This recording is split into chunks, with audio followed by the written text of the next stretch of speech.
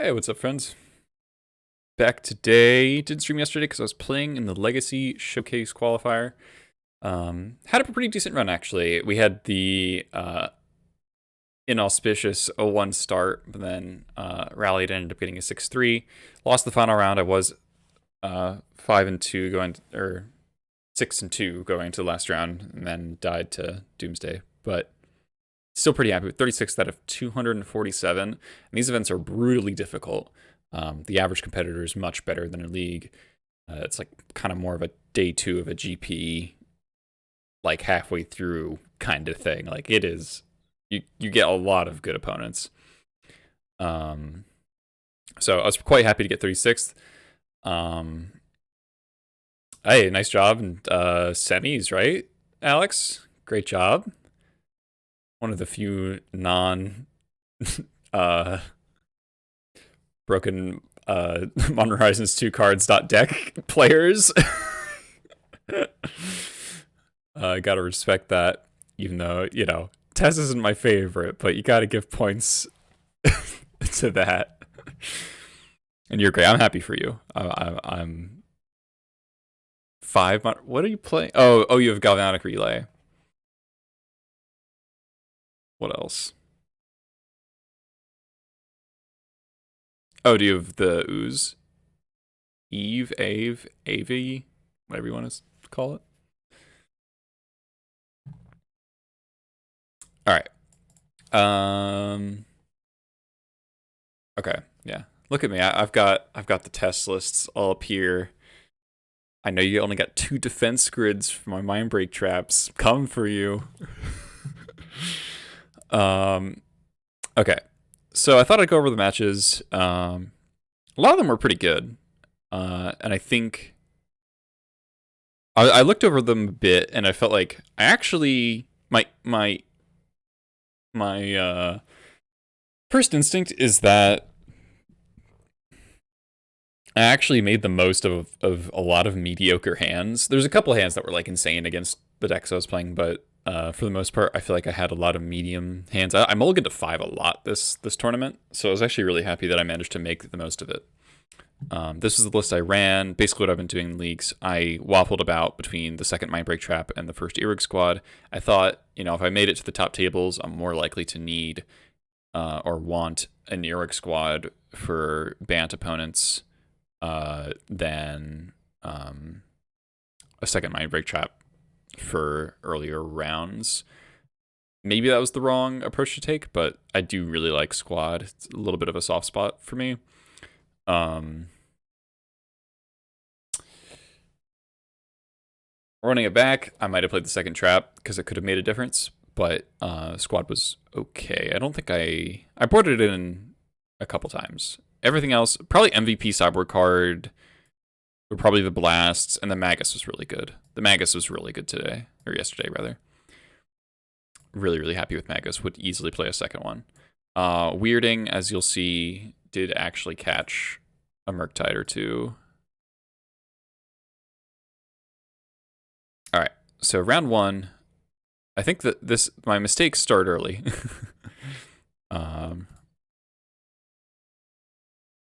Because I knew what my opponent was on, and I played them before, and I had beaten them both times, and I was feeling pretty confident. And I should have just like let that confidence affect me a little bit more. I was, you know, round 1, I was like pretty nervous. And so they're on this like Yorion Urza deck. So it's kind of like blue-white artifact control. And I think, like, I understand why I mulliganed this hand. Because I don't have a 1-drop, I'm on the draw, I don't have a cavern, and they're a forcible deck. Granted, there's only 4 in the 80 cards, so it's like, you know. And I was like, oh, they're an Urza Saga deck. I need answer to like a turn 1 Emery. I need answer to an Urza Saga. I've got the port, but I don't really want to be porting when I'm on the draw without a vial, that sort of thing. So I understand why I mulliganed this. Was it correct? Because on the other hand, by nature of being a Yorion deck, if you're ever playing against a Yorion deck, you can kind of know that they're not going to be that fast. even though my opponent is playing like Ancient Tombs and stuff, the density of fast mana is diminished pretty severely. So I did throw this back, and I think I got a really bad 6. Yeah, 0 land or 6. Obviously can't keep that. Opponent went to 6 as well. And then this, like, aggressively mediocre 5. It's actually a very bad 5, because it has the same issue that the 7 had, but none of the upside. So bottom the 2 ringleaders, and I just hope like my pile of 2-drops will get there. They have turn 1 Needle Wasteland. I do top deck the Vial. The top deck Vial was really good. And they play a Saga, which makes sense. That's like the telegraphed play after turn 1 Needle Wasteland. Bobble, Ballista for 1.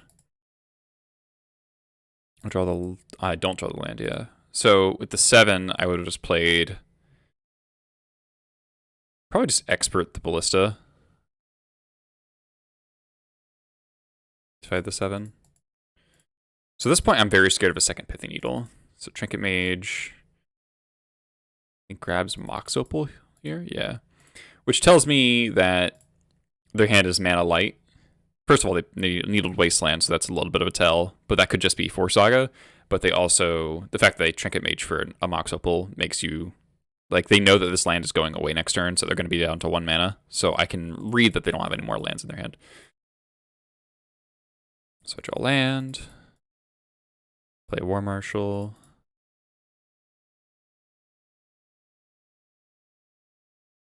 They get a 5/5. I Ballista. I'm thinking they're going to get a Pithy Needle off this Urza Saga, so I'm forced to react then. They get a Foundry. Take my free block. I draw land. So I get to take out the construct here. So the card I'm actually looking for the most here, besides like Matron or Ringleader, would be like a Pile Driver. Pile Driver would be really good, because then I could just kill the token they make and then punch them for 1,000,000. The board will hold the Vial, which kind of sucks. The question of whether or not to pay Echo here is very close.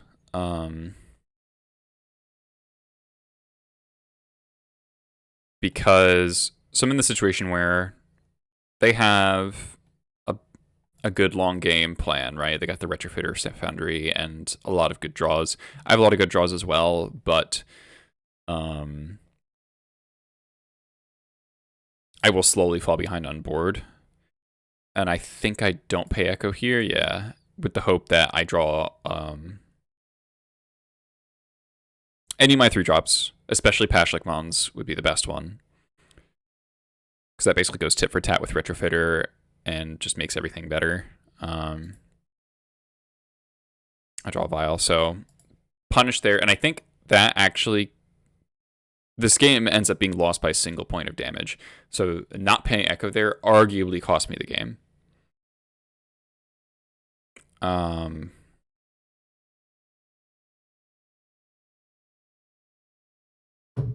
But something that was still on my mind, though, is that if I pay Echo there,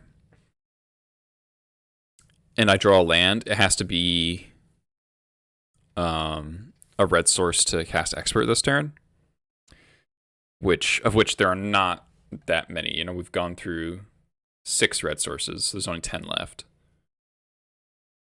That doesn't feel like great odds, because there's 7 colorless lands. I guess a Swamp would actually work as well, so 11. So, didn't pay Echo.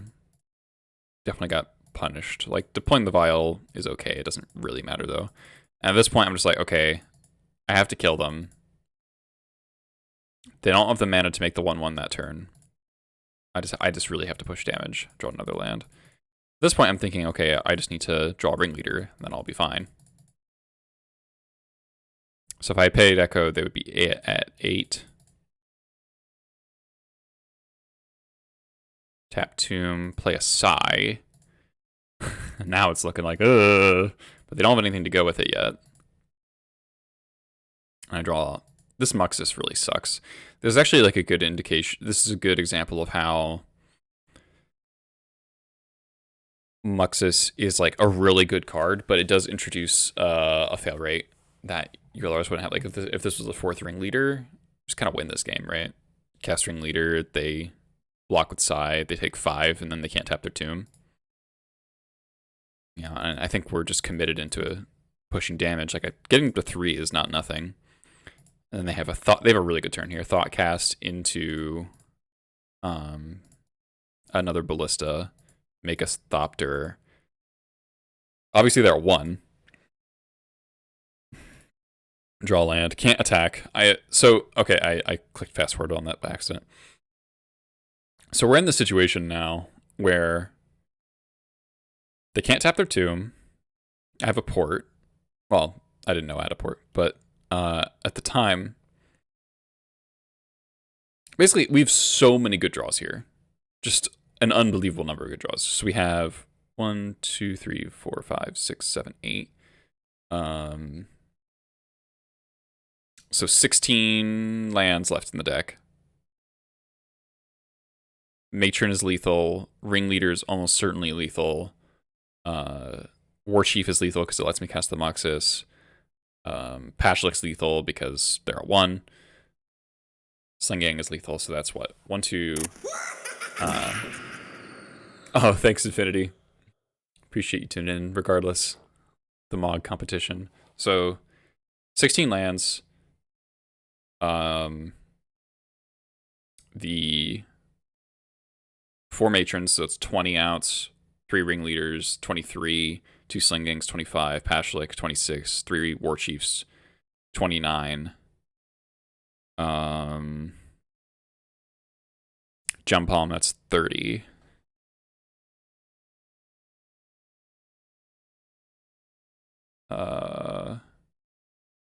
Crater Maker.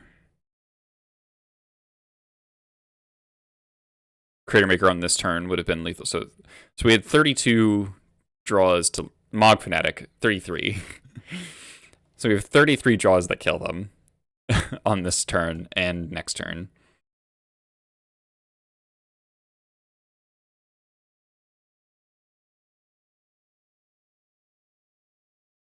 Thought Monitor, Mox Opal, second Thought Monitor, Caracas, and this, I think, and this is a decision of whether or not to take up Vial. If I take up the Vial, War Chief is no longer lethal. I would have to pass the turn after playing it, and the upside of going to 4 would be Ringleader, but I think it's correct to leave on 3 because you have more 3-drops than 4-drops. You can cast any of the 4-drops, obviously, and some of the 3-drops are worse draws if you go up to 4. Namely War Chief, but also Pashlik because there's a Caracas. I don't know why that happened.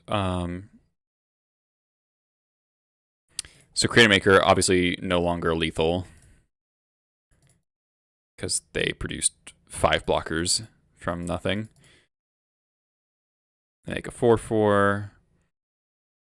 So at this point, I'm just like, okay, I need to stall because 2/3 of my deck kills them. Crucible of Worlds, which will start getting back Urza Saga. I'm like, okay, I still need to pinch them on mana, right? Because they've only got 3 mana that they can really work with through the port because they can't get tapped the tomb. I think I actually make a mistake here. I didn't realize that I was actually dead on the next turn. I needed to kill a flyer and take less damage. I didn't realize how much damage they had. Let me draw a Goblin Lackey, yeah.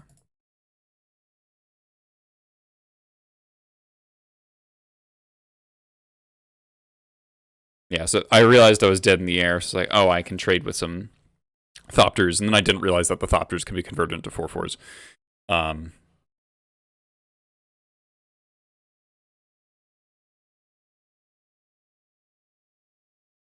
Yeah. So we had 30 plus, the 30-ish outs for 2 or 3 turns. The number of outs diminishes over time, but only by a little. Like Crater Maker isn't always lethal, but basically everything else is. Gem Palm isn't, so it goes from like 32 to 29. But also the deck is getting smaller. Yeah, missing on 74% chance to draw lethal for 3 turns felt pretty bad. I didn't actually realize the moment that the odds were that good, but yeah, they were pretty good, and that one was rough. Yeah, that was a rough way to start the event.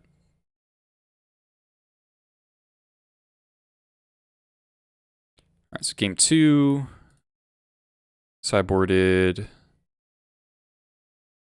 Took out the vials. Given that they're playing multiple Pithing Needles, Portable Hole, Karn, I'm pretty sure is in their deck. I didn't want the vials. I just wanted creatures, basically. Boarded out the Swamp for the Crocus.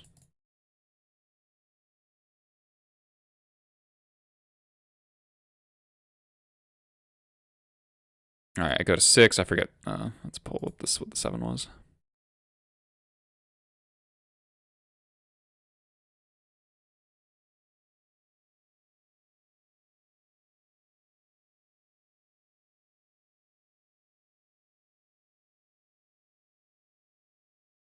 Mudo. Like trying to just click one at a time.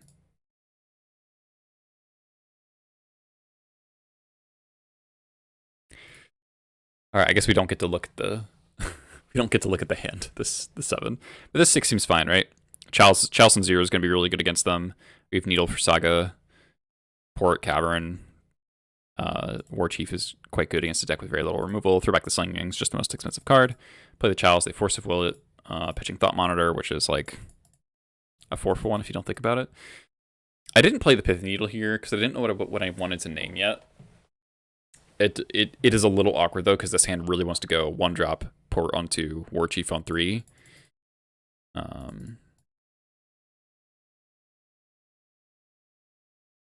So it is a little inefficient. Drawing the Pyroblast here kind of changes the plan. I haven't drawn a Goblin yet, so getting the War Chief down isn't that important.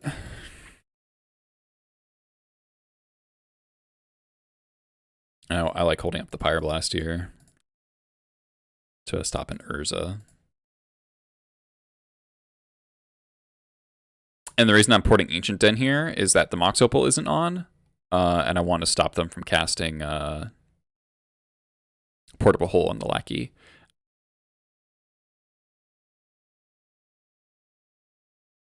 They have Trinket Mage to fetch for Portable Hole. And then they just concede, which is a little bit premature because my hand is actually no action yet. But, you know, I still have 1 Ringleader and then 4 Matrons and 2 Muxus that would end the game. And obviously, like, they're still in a really bad spot, right? If they don't have a land here, they're basically dead.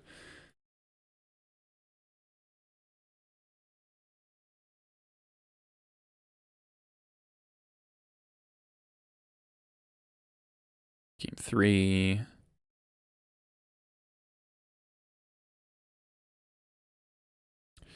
Yeah, this one's kind of a bummer. I was sick of mulliganing and like maybe got a little baited by the fact that I'm used to playing against like the regular mono blue Urza Echo, where this hand is like definitely a keep. Because the Fury effect is like so good. It is going to be worse here, and we kind of see that, but also I just get like hideously mana screwed. I looked at the deck list. They have a single Wasteland. They have a single Wasteland, which I was like, okay, I'm not going to play around a 1 of untutorable Wasteland. So they Trinket Mage for Soothe the Synod, which is kind of funny. Nution's Expert, I'm like, okay, all right. I get the Black Source here because I drew the Expert. And then they Force of Will me, which I didn't really think about. But they're down to 2 cards. I'm like, okay, how badly can this go? Bobble, and then they have a Thought Monitor, which is insanely good here. And I don't draw a land. Yeah, I draw a Matron. So I named Karn because like, okay, a way I would easily lose this game would be liquid metal coating. And then they draw their one-off wasteland. I guess the expedition maps can find wastelands, so. And it's like, if it wasn't on that turn, I could get the War Marshal down, and then I would not have to Pyrokinesis this board, because I could just block the Trinket Mage and take 2, and that's fine. But it's like, I can't take 4 every turn. So they Trinket Mage for an Urza Saga, makes sense, and then they go Saga into Urza, and I'm just dead from there. Yeah, I don't draw another land. So this was just being mana screwed. Could have mulliganed. My hand was bad against the Force of Will, which I did not think about. But I also don't think you're really supposed to play around Force in the opener of an 80 card deck. And I'm not even convinced that they would keep the Force of Wills in when they're on the play. I'm actually kind of surprised they did that. So that was a rough round 1 loss. I think the game 1 was definitely like obviously extremely winnable. So with either keeping the 7 or just drawing a 74%er for 3 turns. Man, that math is ugly once you look at it. Yeah, Legacy is a different beast. All right, so I'm on the play here. Another mulligan. A lot of mulligans today, or yesterday. I keep saying today. Very reasonable 6, though. Ditch the Muxus. Throw in Vial. My opponent usually plays blue decks. Ancient Tomb Pass makes me think Sneak and Show, and I immediately regret bottoming that Muxus. I'm like, okay. Play my War Marshal. I get a second Badlands here because I've already got 1. My opponent has a Thought-Knots here, which is like good, but they take the Matron, which makes sense. Here I decide to pay Echo. It saves me 4 life for free, and it's only bad against the second Thought-Knots here, really. Play the Badlands, don't reveal that I have an Arid Mace in my hand. The 4th land is actually good, and this reveals that it's post. So here's a Smasher, also, which is like bad for me, but also not the worst, because it's really easy to trade off with a Smasher with a Pash I can play. And the Crane Maker is just a phenomenal draw. So I can start getting aggressive.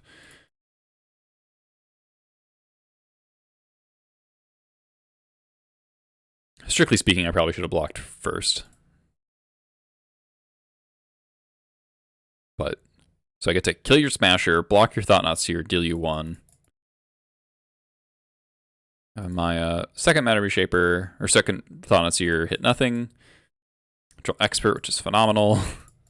Yeah, I drew, this match was not close. Now, like, opponent's 8. Pashlik's in play, there's tokens. It's hard for them to do anything. Mana Reshaper is not bad, but draw a Wasteland. And they concede to the Wasteland. I didn't have to use it. But from this point, I can just, like... I thought about Wastelanding Yavimaya to make the Tomb painful, because if they tap Tomb 1 more time, they go to 6. Like, are they really allowed to do that with a Pashlik on board? Because then they can't attack. I sack dudes. I sack a token, ping them for 1. They go to 7, make 2 tokens. Hey, Ziggy with the nice 44 raid. Hope your stream went well. We're looking at my showcase matches. We're on round 2. So this is game 1 against Eldrazi Post, which just ended. We drew a Creator Maker on time, killed a Smasher, blocked a Thought-Knot. It was great.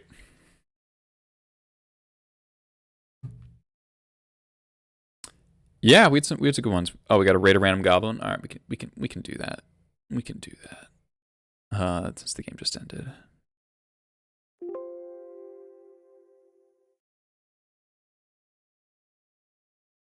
Just keep this up because someone sent me the link.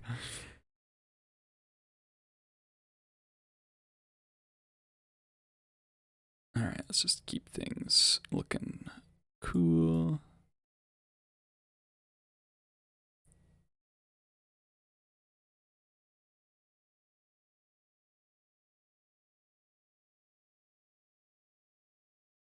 All right, our random goblin is Goblin Replica. I opened a lot of these as a kid.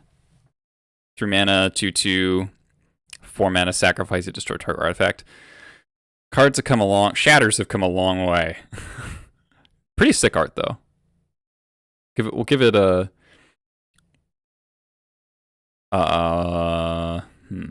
What's our rating for Goblin Replica?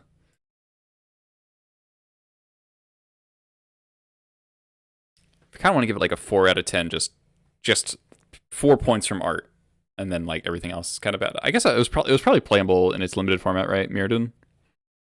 I wasn't interested in limited at that time, so don't really know for sure.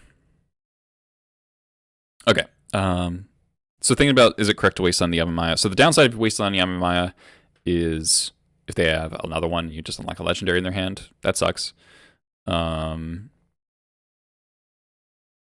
But if we make them so they can't tap the, like, can they tap the tomb if they go to 6? So if they go to 6, then they ping, go to 5.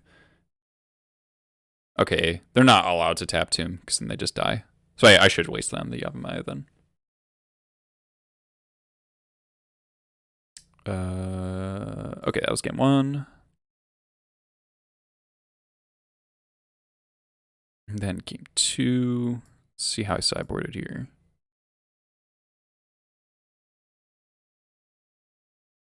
So I boarded in the Fury, but not the Pyrokinesis. I boarded out 2 Vials because I assume they're going to leave in Chalices, and Eldrazi Post is usually a Karn deck. Shaped the Fanatic because it doesn't really have targets. Shaped a Pile Driver. Matter Reshaper is like weirdly a very annoying card in their deck against Pile Driver, because it'll just always trade well for them. I do kind of miss Chain Whirler for this matchup. That's all right. Obviously, we mulligan again. This is a 0 red source hand, but I do really trust in... I don't want to go to 5. They kept 7. I was like, okay, I'm on the draw. I've got a lot of looks at a red source because I can just wasteland on turn 1 pretty happily most of the time. And I think I actually do draw pretty well here. So I put back War Chief because these are more expensive. This is, you need 2 red sources drawn to get to the War Chief. So Cloud Post, draw Lackey, which is good later. Ivugan Pass is kind of like, and then I draw the Cavern just on time, which is phenomenal. And they play a City and Pass, which means that they probably want to play a Smasher next turn. They warp one of the Lackey, which makes sense. But now, since they played a City, I'm just like, okay, no, I just 100% port you. The only punish would be Soul Land, Thought-Knot Seer, and I don't think they have another Soul Land because they would have played that over City of Traders. Unless, you can't cast Warping Whale off of Eldrazi Temple, so they could have had Temple in their hand. Vial's such a good draw here. It just lets me keep doing what I want to do, which is port them every turn. And then this is kind of funny. They draw Ancient Tomb. I'm like, okay, Thought-Knot Seer. And they cast Spyglass, and then they concede. Because, like, what the fuck do you Spyglass here? Like, you have to Spyglass the ports. But then I just cast Ringleader. And then I actually looked, and I have it would have been a draw 4 Ringleader. So, and like, you can't Spyglass the Vial, because then I can just go like Crater Maker, port your Tomb. Yeah. And then you can't Spyglass the Crater Maker, because then I just port forever while the Vial ticks up. Yeah, that game was not particularly close. So 1-1 recovery. Here is an interesting matchup. This was Jeskai Saga. This is the deck that won the showcase. I think it's a pretty good matchup. I've not been particularly impressed when I've seen it playing against non-blue decks. I think it's a really good like deck for Bant, and like it's good against combo. It's good against control. It's good against Delver. So obviously it's a successful legacy deck. But against like fair non-blue decks, I think it's really bad actually. It has a lot of duds. This game one, I just kind of like steamroll them. We have Lackey into port. This game's like not even close to close. I'm like expecting Bolt on Lackey. I'm like, oh, they stifle Lackey. I'm like, okay. Wasteland you, play a second Lackey, you're dead. Ponder, shuffles. I draw a second Wasteland like a savage. Matron for Muxus, put in Muxus. Put a Expert, doesn't matter, but then a pile driver, so I have 2 lethal threats in play. Like, and I could just like Wasteland them again. Just Giga dead. Giga dead.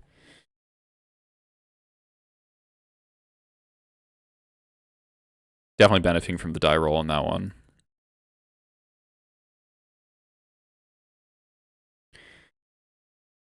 Game 2. Basic Swamp is sad here. If this hand is a red source, it's actually pretty tempting to keep this. Pyrokinesis for Monkey if I need it. And also they tend to play a diverse suite of creatures post-board, like Containment Priest is a common one of, Grim Lavamancer is a common one of, so you're pretty likely to get a 2-for-2 off your Kinesis if you don't have to use it on turn 1. Hi Tim, thanks for the tier 1. 18 months, man. That's crazy. That's so long. Year and a half. So unfortunately, like, obviously, the Swamp looks bad here, but would it look any better as a Karakas? Maybe marginally, because you can bounce Monkey. And the Swamp actually ends up winning me this match, so I know it sucks to mulligan because this isn't a red source, but... And, like, this 6 does look better, like, by most metrics. Bottom Muxus. Starman Monkey is scary. So I boarded out Lackeys down to 1 Lackey. I only boarded in 1 Kinesis. I think on the draw, I maybe should have boarded in 2. Didn't board in the Chalice. I boarded in, like, the Red Blasts. Trash Master. Pyrokinesis and Fury in the subboard. There's a lot of matchups where they come in for the same matchup, or they come in together, and then there's some matchups where you would only board in Kinesis, and there's some matchups where Fury is better than Kinesis. So against mid-range decks, Fury is going to be better for the most part, because you can hardcast it later. Whereas Pyro can become a dead draw. Fury's also better against Planeswalker decks. So if you run into, say, like, I'm trying to think, like, what is a creature deck that also has Planeswalkers? Like maybe like a Bant or blue-white Stoneblade list, playing like Teferi Jace, but also Stoneforge Mystic. That would be a good example, I think.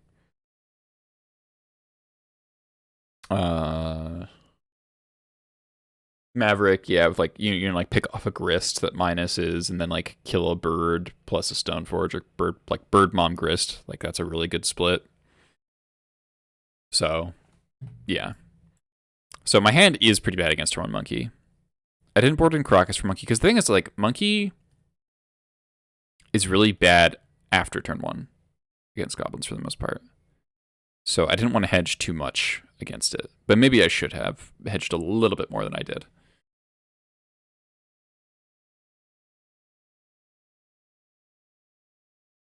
Alright, so draw a Matron, which is fine. Get a Mountain. Law Resolves, which is obviously big plus. They hit a Ringleader and then Prismatic and the Vial off of their token. So it is interesting to see if I just had a hand with a Pyrokinesis and Wastelanded them, like the 7, and then I like eventually draw a red source, they probably would have died because they end up functioning entirely off these tokens, these treasure tokens for a while.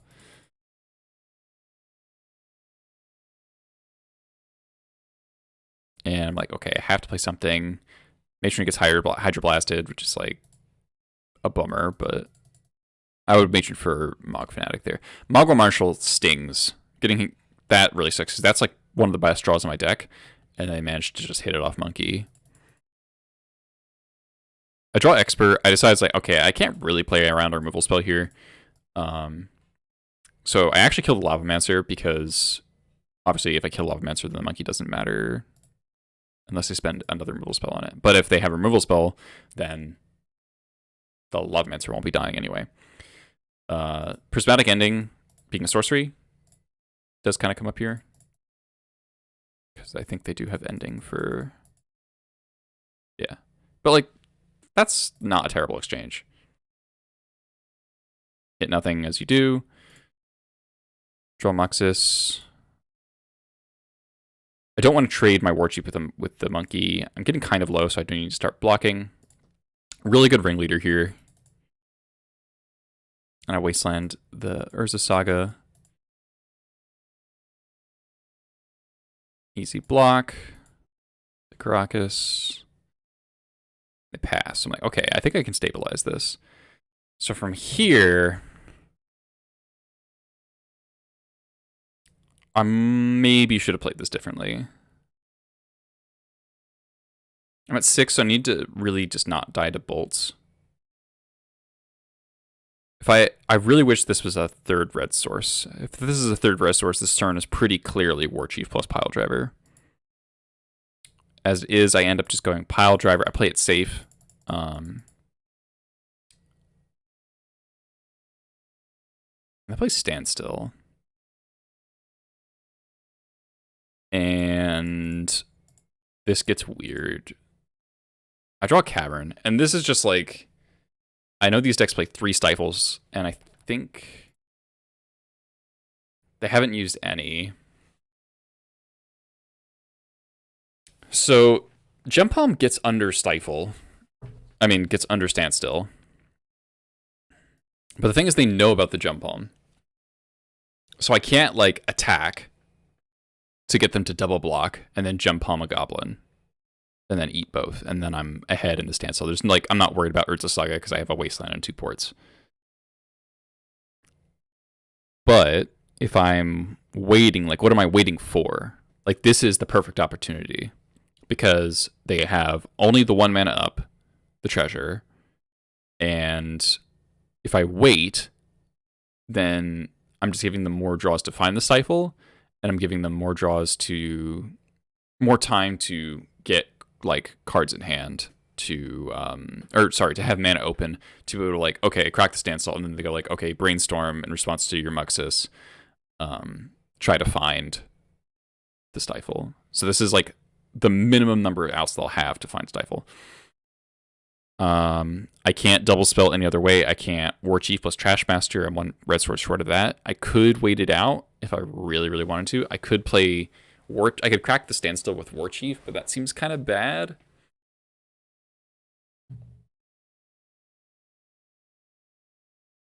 If I wasn't so low, then I could play this safer, I think.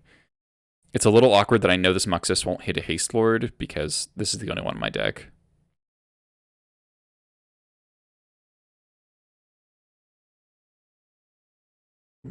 So I go for it, play the Muxus, crack the Standstill, and they do have Stifle. But honestly, from this position, I don't look that terribly unfavored. And then they play Regent. And they have Wasteland. Though they Wasteland my Wasteland instead of my Cavern, so that's cool. So I draw another Wasteland. I'm dead in the air exactly. And there's 4 Goblins on board, which really sucks. We're very close to killing this thing.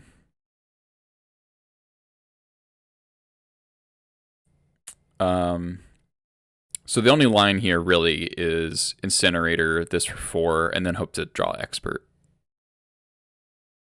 Or Crater Maker. So there's actually 5 outs here. But don't hit it. Skirk on the previous turn would have been really good, though.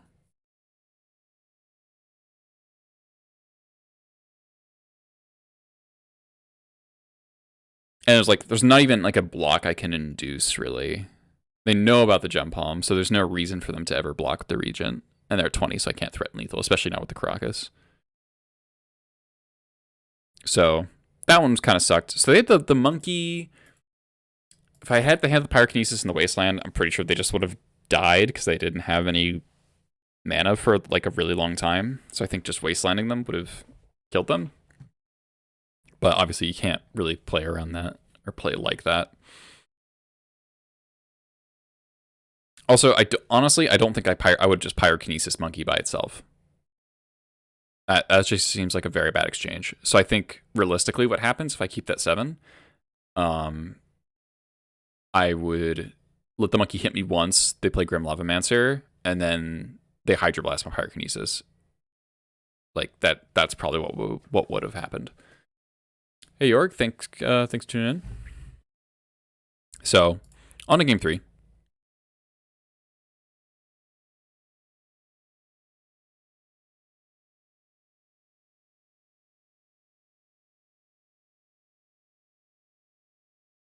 I changed my sideboarding at all.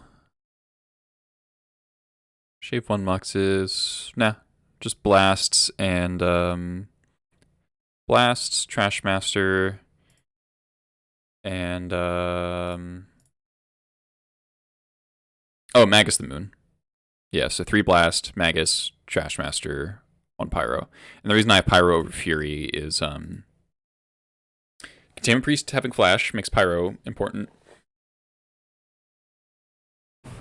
Because they'll often do it in response to a Vial activation, so if you can Pyrokinesis before the Vial resolves, then you can still get your Vial activation. And Ragavan Dash is another reason.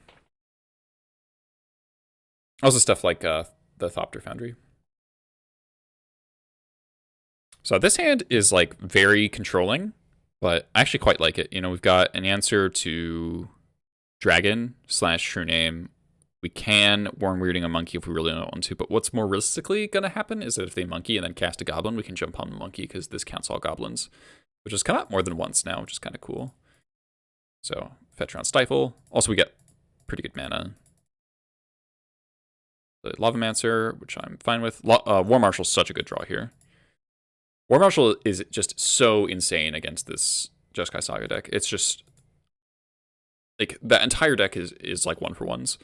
War Marshal just lets you trade up on things super easily. I could have paid Echo here, but I wanted to port them and like hold up my Fire Blast. Or jump on the Lavamancer, which I think I end up doing. They don't do anything, so I don't do anything either. And then I cycle here. So this is a little risky. Because if they go Bolt, Crack Fetch for another red source, activate Lavamancer, I don't get it off the table. But that's, you know, I'm still drawing a card off the Gem Palm, and then they're spending a Bolt and eating their own yard, which from their perspective matters because of Regent. So it's like not really that bad on card economy for me. So I thought I'd go for it.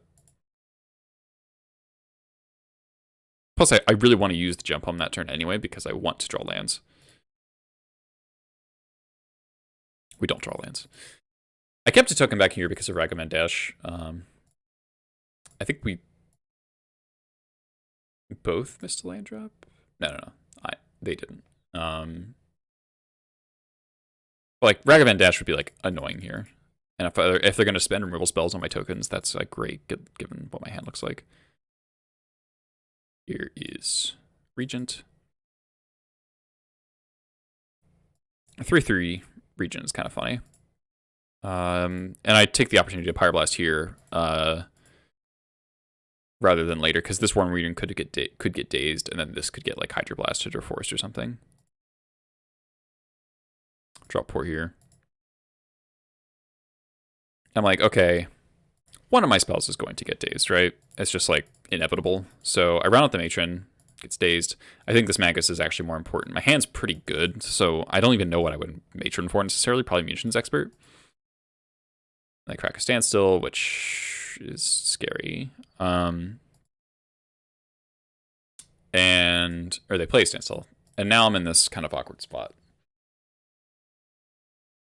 Lackey is interesting.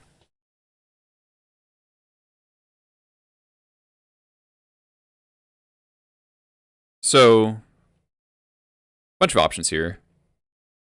You can... I keep getting surprised by these post-board standstills. Maybe I shouldn't be surprised, but, like, I don't know. It seems weird to leave in against me, against the Vile Cavern Lackey deck. Like, I mean, I'm cutting a bunch of Lackeys, but they don't know that. I don't know. I feel like standstill's got to be one of your worst cards. And I have like I have a removal spell that gets under standstill, and I'm a Pyroblast deck. I don't know. It feels like not the vast majority, but like a large majority of game states, standstill will be uncastable. And I have Wastelands to interact with Sagas, so I don't know. So they already used a Daze, so I could just jam the Magus here. And then hope they don't have a Force or a Daze. That seems unlikely. So I think my thinking was that I want them to spend a resource on the Lackey. I will crack the standstill. So if I don't, problem is if I don't crack the standstill, I attack for 2, I port the Saga, cool. They don't get any constructs. And then I attack for 2 again, port the Saga, they make a construct. It's only a 1/1, but then they get Retrofitter Foundry. And then I have to crack this standstill because it'll eventually keep making stuff and growing the construct. So I know it's going to happen in 2 turns. I do get in 4 points of, like, quote-unquote free damage if I wait. But that didn't seem worth it, given that I can shut this down if I can just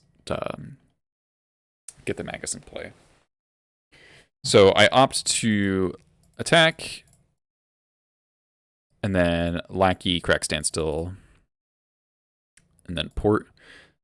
They didn't bolt the Lackey in step, which I thought was a good sign. The prismatic ending Lackey, which is fine with me. I'm rewarded here big time. Wasteland is such a good draw here. Not only does it let me play Magus around Daze, but if the Magus doesn't resolve, then I get to Wasteland the Saga. And they actually kind of get baited here. Like, they play Containment Priest, and they couldn't make a token response to port because it didn't have Chapter 2 on yet. So they don't actually it doesn't have the ability yet. It gains the ability in the main phase.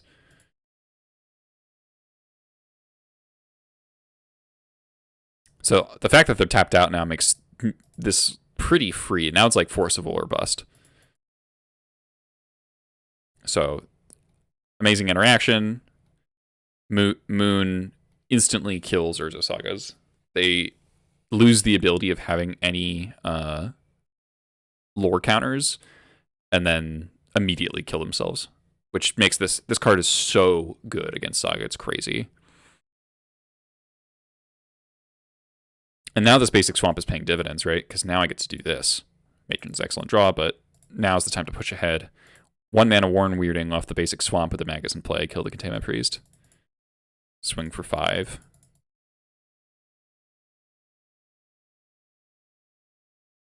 And Sling Gang also off a basic swamp to kill them.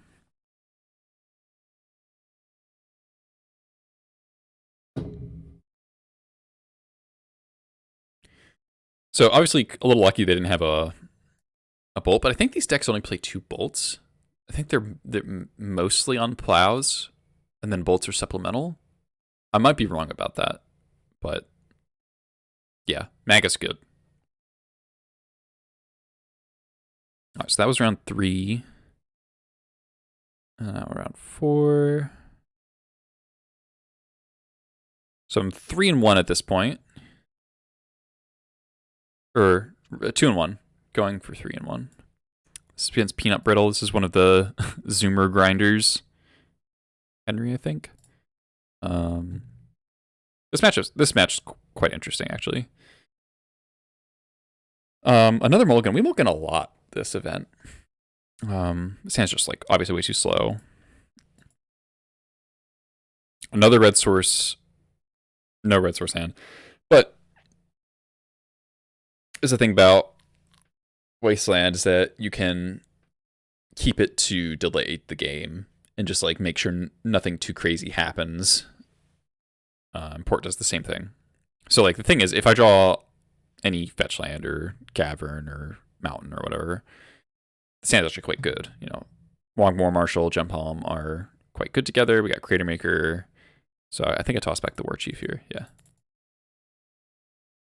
I mean, this Volcanic Island Grindstone kind of tells you everything. Draw a Vial. This is a close call of do you Wasteland or do you play Vial?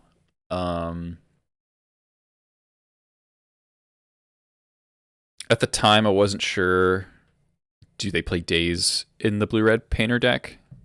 I think they do. I think it's actually a 4 Days deck, and I didn't really consider that in the equation. But so the cost of like not wasting here is that they get to play a Painter, right? But with another Wasteland, it is very appealing to Wasteland here, or to play Vial and then double Wasteland next turn. So I think that's what I go for, and the Vial gets forced. Yeah, force, pitch, force. I Brainstorm, play Mesa. It's like red source, red source, red source, draw, Sling Gang. So now just porting. Then they have the Painter. I'm like, okay. I have to draw the red source here and then fade a land from them. So, no such luck. I have to hope their mana screwed. I ported their blue source because I saw that they just brainstormed. It's like, okay, not terribly high chance they have another one, but they do. Ragavan and attack, and now I am just deterministically dead. There's no way for me to get out of this. There's no live draws there. So, no red source 6. Kind of sucks.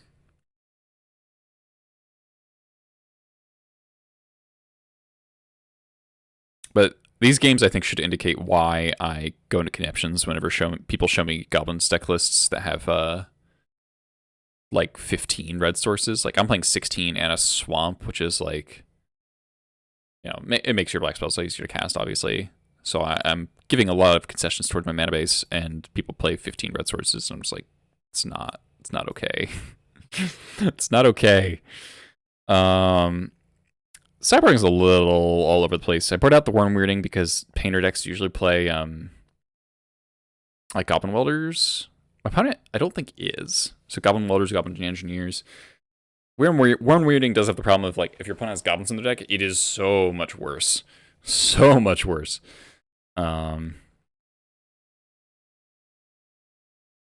So I basically just boarded in the Blasts and the Pyrokineses and the Needle.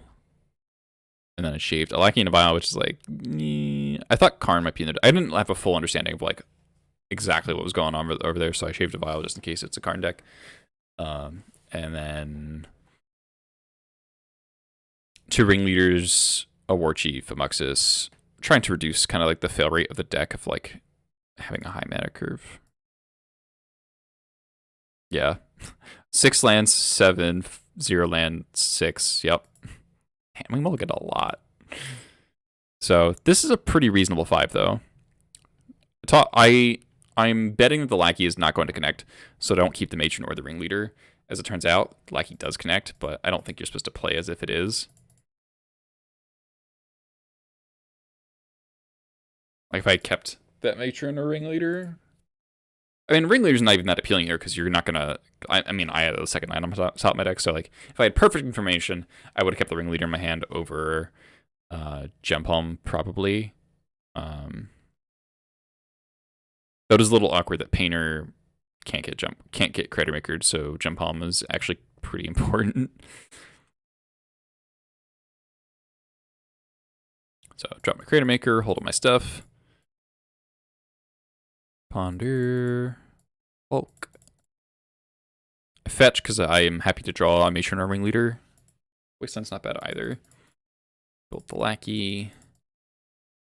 And I decided to Wasteland them there. Maybe a little bad because of Urza Saga. Also, me going down to 2 lands kind of sucks. And they do play a Saga and a Grindstone. Draw a third land, though. Cavern's pretty good. At least we have the board. They don't have a red source yet, which is cool. They have another Saga. So, I mean, the hitting the Volk certainly mattered. Drawing a second Wasteland is really good, though. I don't want to trade my Creator Maker with a 2/2 construct. So I just pass. And here I Wasteland the smaller Saga because if you Wasteland here, then they don't get a construct from this. They don't get a construct from this because it'll go to level 3 and die before they can get a third mana source in play. So this is just like, and then they're down to 1 mana, right? So that Wasteland was actually just like insanely good. They float, play Aether Spell Bomb and cycle it, so clearly they don't have lands. I thought about cycling Jump Home there just to like increase my draws, but I feel like this is going to be important later. Matron's an excellent draw. I don't love tapping out because I do expect Hydroblast in their deck. Blue-Red Painter's usually playing a couple of Hydroblasts because it's actually pretty good in the meta right now.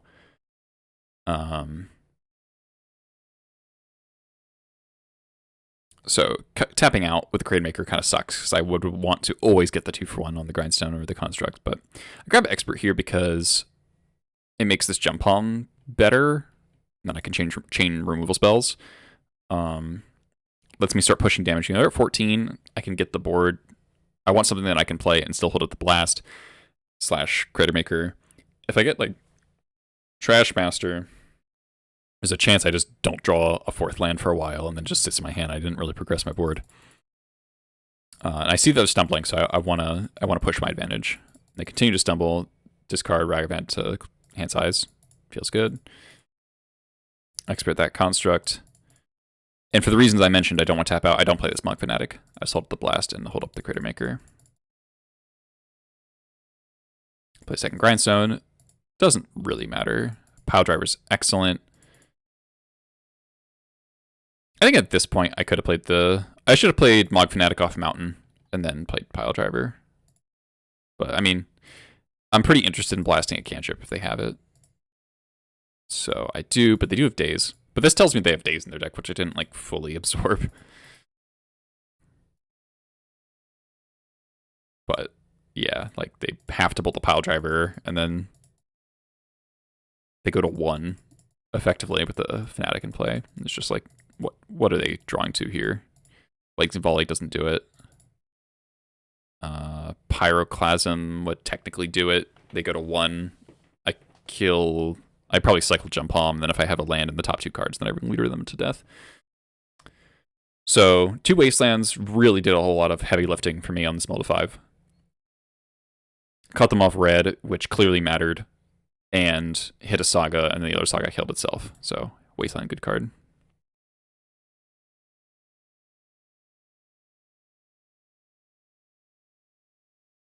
It's game 3 here.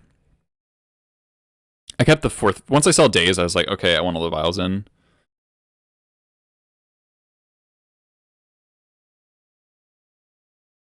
Sounds great. Pretty self-explanatory why it is. A little soft to turn 1 Monkey, but good against basically everything else. No fear. Don't play. I think if you play around Daze there, it's pretty bad. Like this Vial needs a lot of turns to take up and be relevant. I don't think you can afford to wait. Also, plus they have Pithing Needle in their deck, so like, also probably a Braid. So trying to be like, okay, if this Vial resolves, it will tick up all the way and get me there. It's not necessarily true, so you shouldn't slow play to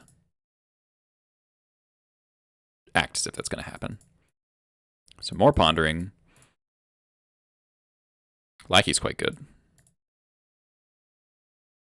I believe this ponder shuffled. The first ponder did, and then the second ponder did not. There's a third ponder. So this is kind of an interesting question of do you blast this or not? And I decide to blast this because, 1, I have a second blast. And I'm thinking, what are 2 like concrete targets for blast that I'm going to hit like soon, because there's a decent shot I'm gonna want to start tapping my mana for one of these 3-drops. Because I got a decent chance of drawing a land next turn, or the turn after that. So holding up 2 blasts at once doesn't seem all that important to me.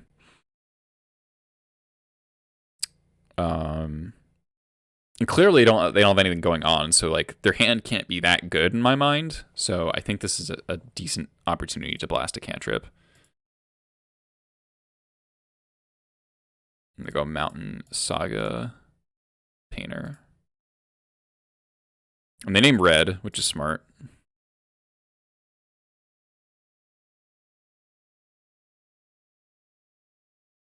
I draw a Creator Maker here, which is worse than like a Munitions Expert would be, but it's still good enough because I can't let them, like I know they're going to get Grindstone pretty soon.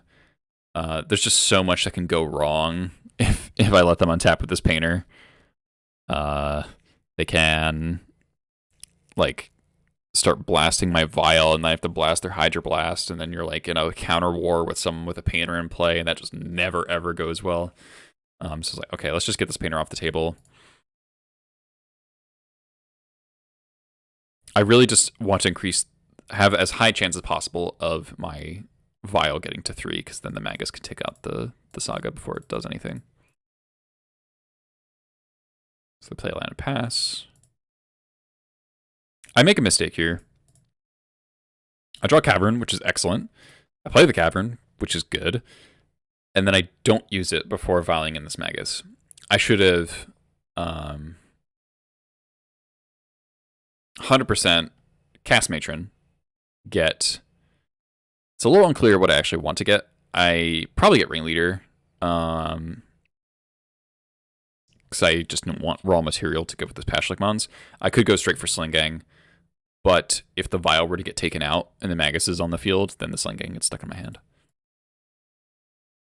And the same happens to Ringleader, obviously. But now the problem is I put the Magus in first, and now the Cavern is no longer a Cavern, it's a Mountain. So they can just daze my Matron if I were to play it. So I'm just like sheepishly past the turn. Magus gets bolted. Okay. So just a clean 2-for-1 with my Magus, though. Bolt the Expressive Iteration. No 2-mana, draw 2 for you. Opponent plays another land, so their hand is clearly not good. Take a Vial to 4, because I want to Matron for Ringleader now. And I actually did the math, and it's like, there's a very good shot that the Ringleader draws 2 or better here. Whiffing is pretty low.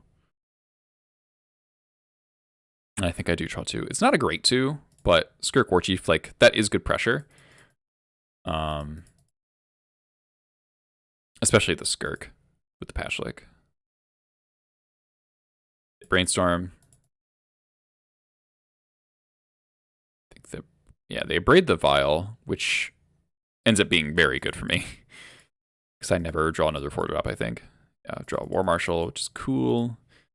They spent the removal spell, so I don't think they have another one, so I get to actually hit them with the War Chief. So now I'm just worried about actually getting Painter comboed.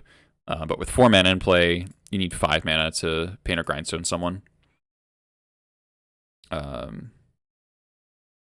Actually, wait, you need 6, right? Because it's 3 to activate Painter, or to activate Grindstone. So Urza Saga, I'm like, okay, that's going to be way too slow here. Play Skirk, they hardcast Force of Will. But that puts them basically dead. Because they have 0 cards, so. Put them to 3. They actually do draw a good card here. They draw Statcaster, but Pashlik essentially hard counter Statcaster. So get there in the end. This was a good game. I was really glad got there on the Multi 5 in game 2. That felt really good. I found up.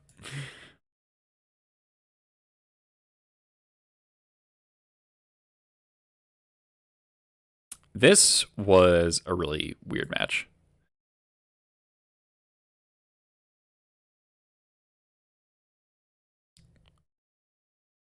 So my opponent here was on Ant. It's on the play, which is a big deal. I knew that my opponent was on Ant, so that's why I didn't keep this hand. I think in the blind I keep this hand. I mean, it's not a great hand because it's like if the file gets forced, the hand's really bad. But I mean, like it's not egregious because you still have like Wasteland and a War Marshal, and it's like if you draw lands, you're fine. But this hand is like way better. Bottom Jump Home.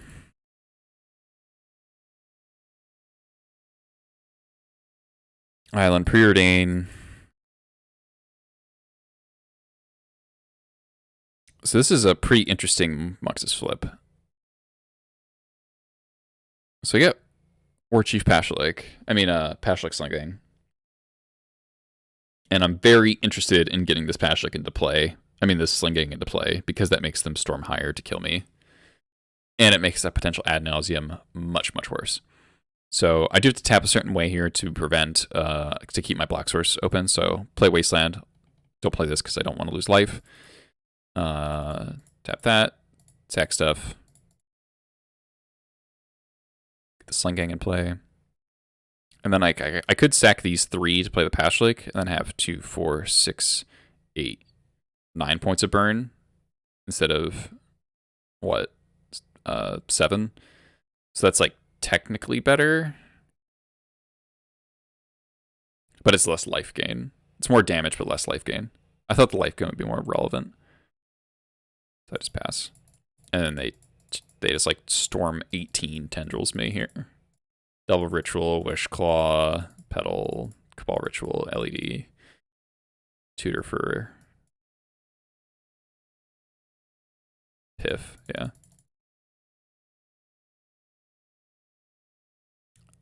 I mean, Ant is not that likely to storm 19 on turn 2, I don't think. But, you know, sometimes you have a very good hand. Hey, Eric Virgo. Game 2,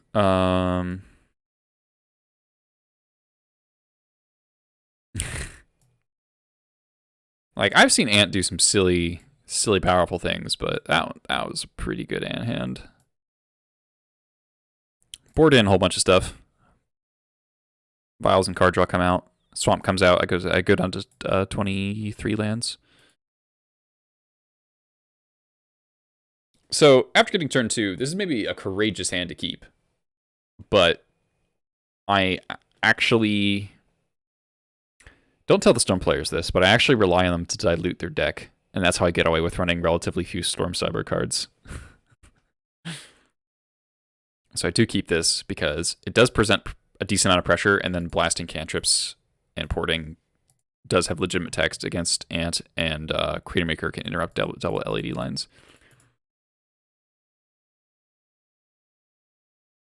Trash Master's a great draw.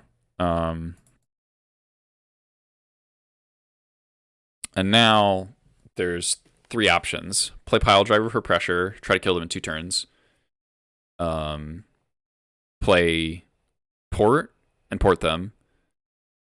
Let's see if I can look at whether or not the Ponder... I don't think the Ponder shuffled. No, the Ponder did shuffle. Port them, or hold up Blast and blast their next cantrip, which they almost certainly have another one. I actually forget what I do here. So what do I think is best?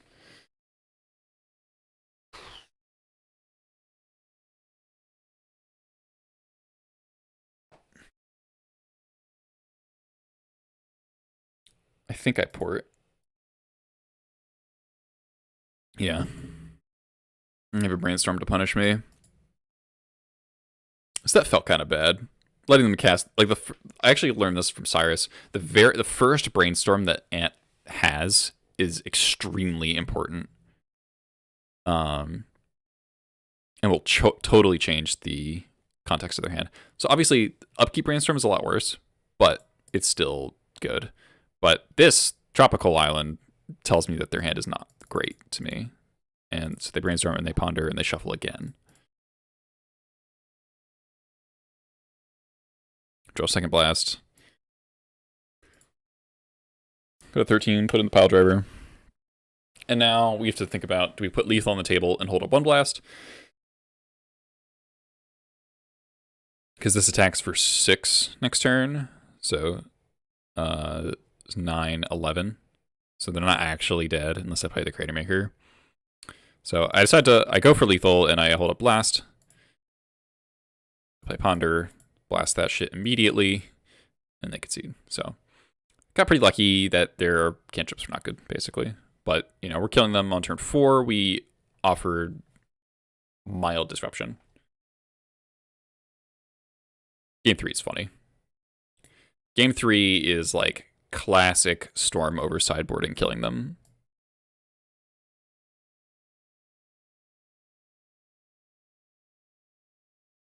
I would have loved to keep this hand if it had a red source in it. Expert looks weird, by the way, I know that, but it's I want creatures that can prowl your Rogue Squad on turn 3.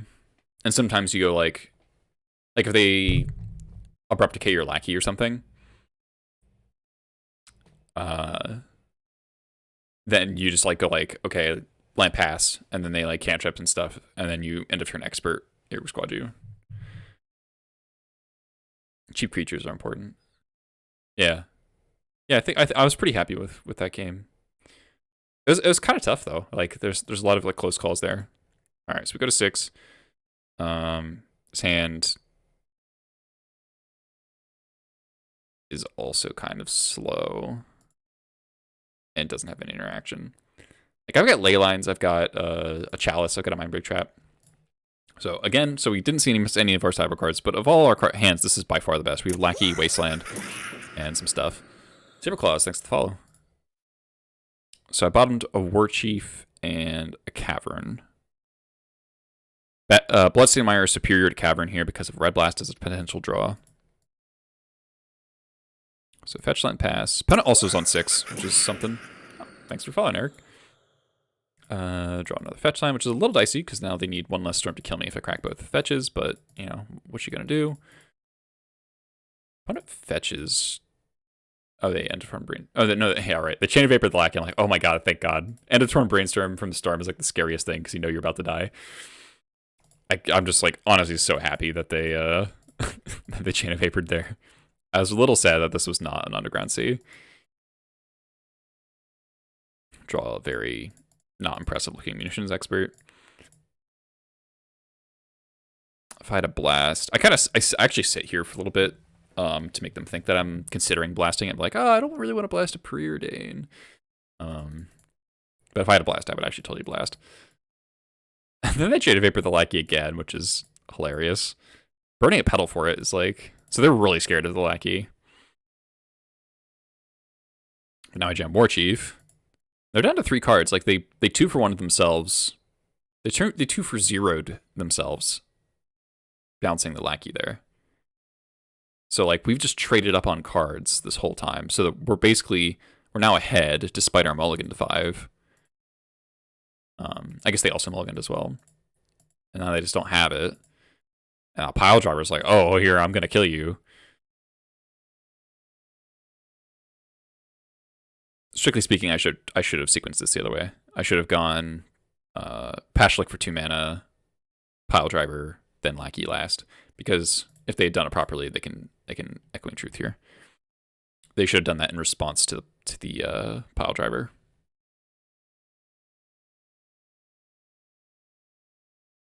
But again, now they're down to 3 cards again, and I've got a pretty significant board. They don't have it, and then this Mog Fanatic ends up giving me exact lethal. It's one Lackey Michael book that costs 3 cards. It's like the greatest Mog Fanatic.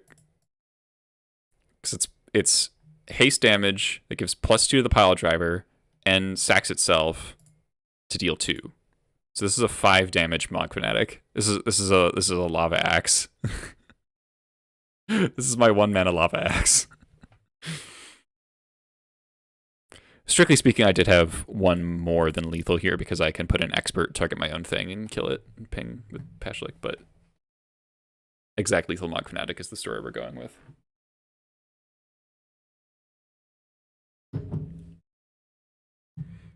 So yeah,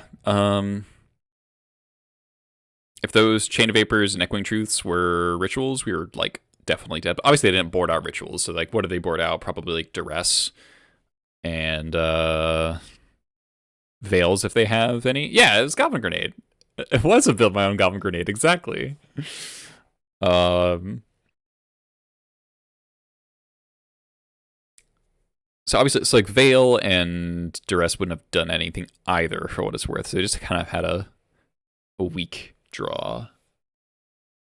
And I guess you just keep. I mean, I know Ant just like you have a hand with Brainstorm in it, you're going to keep it, right? Especially on the play against Goblins, right? It's just like a very reasonable thing to do. All right, so that was a steal. Then going around 6 here. This is against Umek. Umek plays weird blue-black decks. I looked up their page on Goldfish, and they had recently played like a blue-black Delver deck that wasn't playing Shadow, but it was playing like 4 Murktide Regent, and then like multiple Ethereal Forager, along with 6 Delve creatures, and then like Baleful Strix in your Delver deck, and also what was that black card that's new, Voidwalker or whatever, Dothy Voidwalker, the Shadow thing, and then like 3 Wastelands, 3 Dazes, a Dark Blast, Snuff Out. Yeah, I get kind of wrecked this game 1.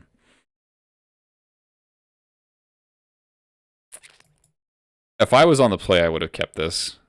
Obviously, if the Lackey gets dealt with, it's like really bad, but Cavern Lackey Muxus is like hard to throw back against a blue deck.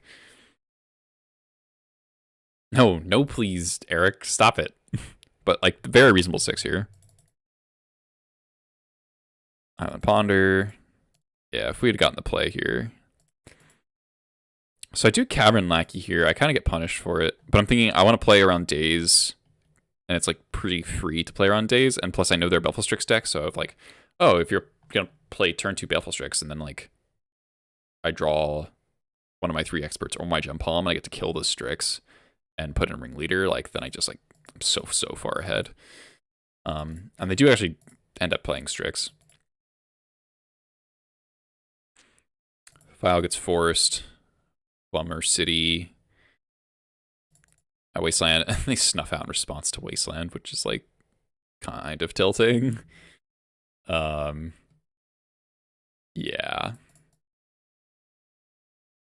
They have like a second Delver. Creator Maker is like okay. Play my Pile Driver. Have Fatal Push. They're down to 1 card. They don't flip their Delver, and they just have a 7/7 Regent because this is a reasonable, fair, and balanced Magic card.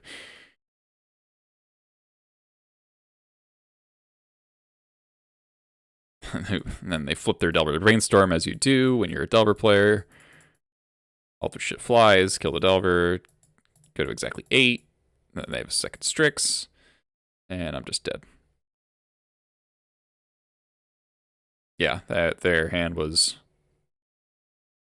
The fucking Snuff Out in response to Wasteland is like kind of obscene. And also have the push. The push didn't actually end up mattering. Yeah, Murktide's a really stupid Magic card that I wish didn't exist. That's like one of the more tilting printings for me.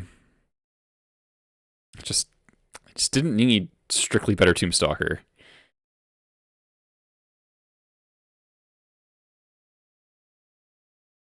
In a way better color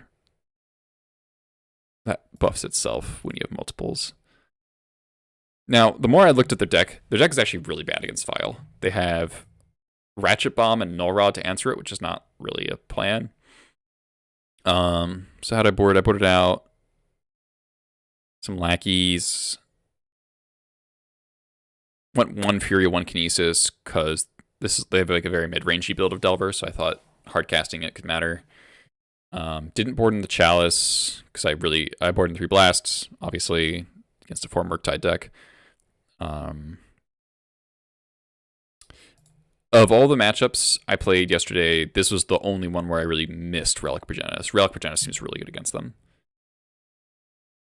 So, mulligan again, but this is a pretty good 6. Throwback Sling Gang. I think strictly speaking, I'm supposed to play Wasteland there. because if they force the vial, and then I draw a 1-drop that I want to cast, I want to be able to go Wasteland plus thing. Plus Cavern. Turn Ponder.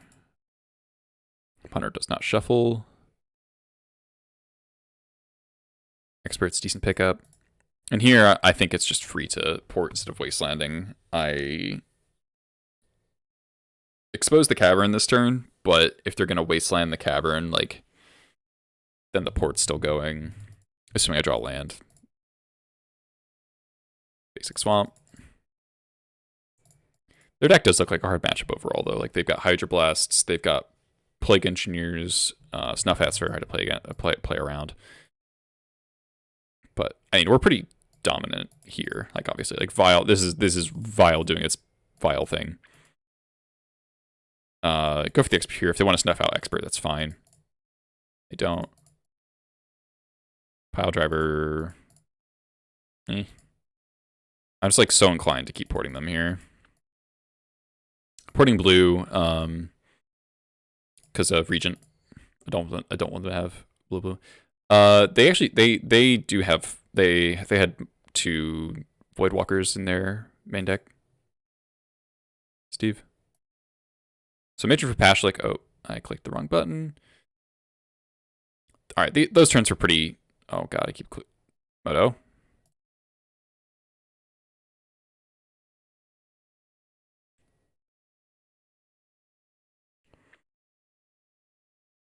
I accidentally clicked this a couple times, and that's why we're here. I get the Warden Weirding Murktide Regent. That's pretty cool. I saw the Dark Blast, which is important to know about. Crater Maker hit the hit the Ratchet Bomb before it could tick up and blow up my Vial.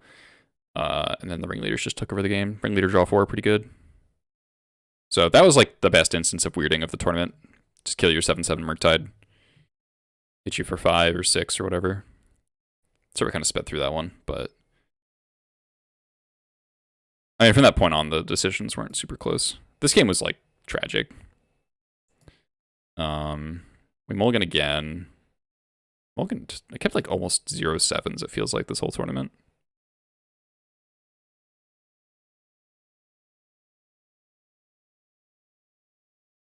Yeah, so like my opponent's on blue-black control. I think this is a keep. But the problem is they're blue-black Delver. So I have to be like, oh, I can't beat it days. Like,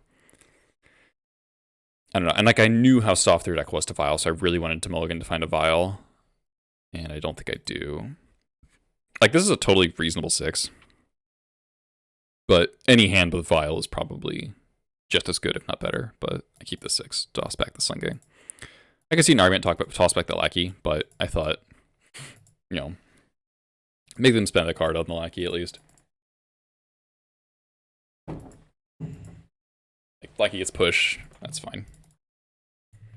Play Strix.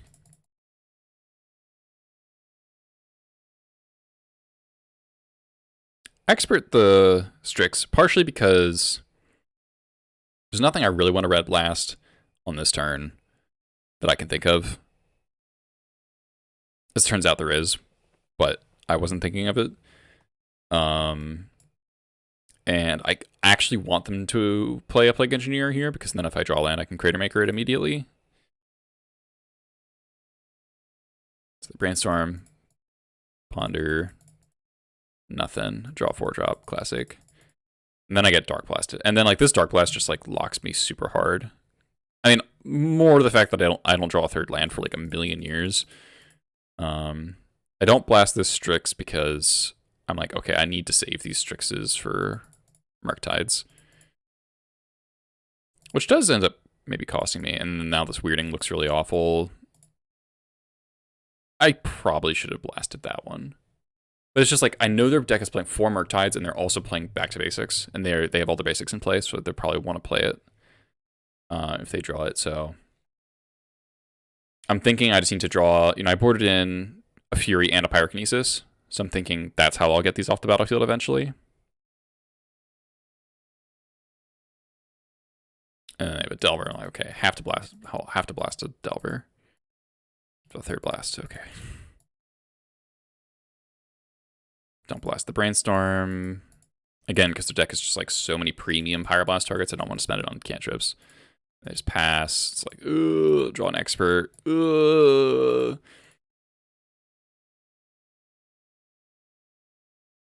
Opponent flashes in a borrower. And I feel pretty priced into experting this. For the same thing as before, it's like, I want them to play a Plague Engineer next turn, and then like, surely I'll draw a land, right? I still have 20.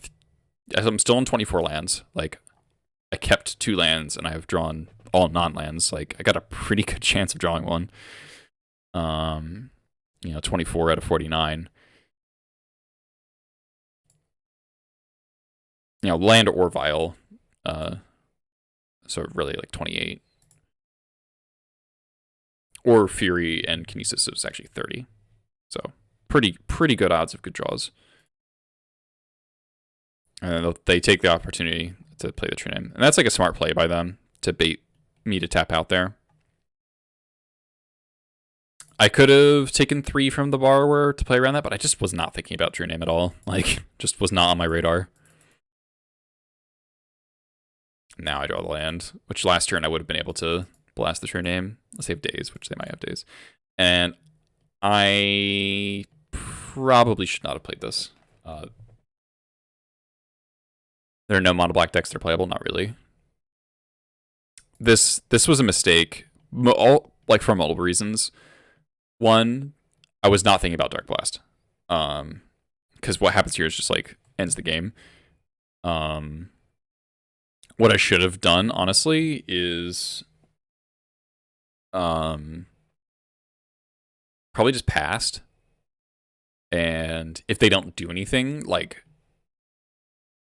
blast, weirding the True Name, which feels really bad. But yeah, they do. They dredge Dark Blast and then play Engineer. So that's just like so fucking bad for me. I draw a Matron, which is like okay. Get my second Creative Maker, and then they just have a second Plague. I mean, they only have 2 in their deck, and they drew both of them. So, like, because of all that ping damage I've taken, like, I can blast this weirding, and then I'm still dead. Yeah, that shit sucked. I mean, it's turn 9, and we have 3 lands and no vials in play. Like, I think that's really what did us in, is that, if I had another land, I would have been able to Pyroblast the True Name. If I had another land, I would have been able to just like be comfortable passing and not playing the Creator Maker. I also should have just thought about the fact that they can dredge Dark Blast and play Engineer. I just like totally blanked on that. Didn't see it at all. Definitely a mistake. So was this game winnable? Probably not. Just the way our draw is shaped out. I think this is a game of draw Vial and I win this game. Don't draw Vial, lose this game. And I think that is not always the case with Goblins. Like, I board out Vial a lot, but against this specific iteration of Delver, it kind of feels that way.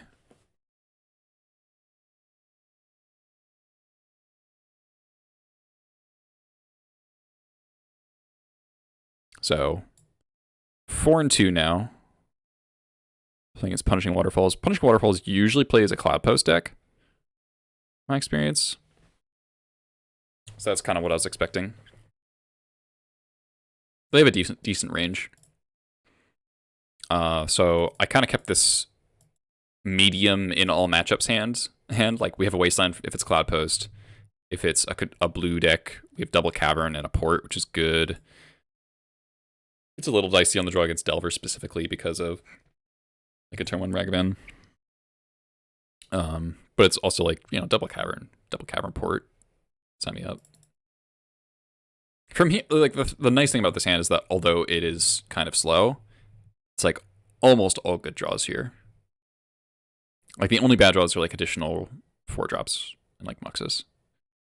Everything else is reasonable. So Island Pass makes me pretty happy. I draw fetch land, which I'm happy about. I'll have to show my cavern. Misty, I'm starting to think it's Bant. Start messing with the mana. Brainstorm, yep.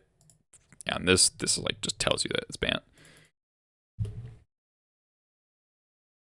So, decision of whether or not to play the Creator Maker out or port. Since they have a single blue, and they've only brainstormed once, I'm actually pretty interested in porting them still. And this is just like, I'm holding Endurance. Hello, I'm holding Endurance. Like, it's like the most obvious thing ever. And I'm like, I'm stopping them from playing an Uro. Like, hello, here's my 3 mana 3/4. Continue to port blue. Draw fetch land.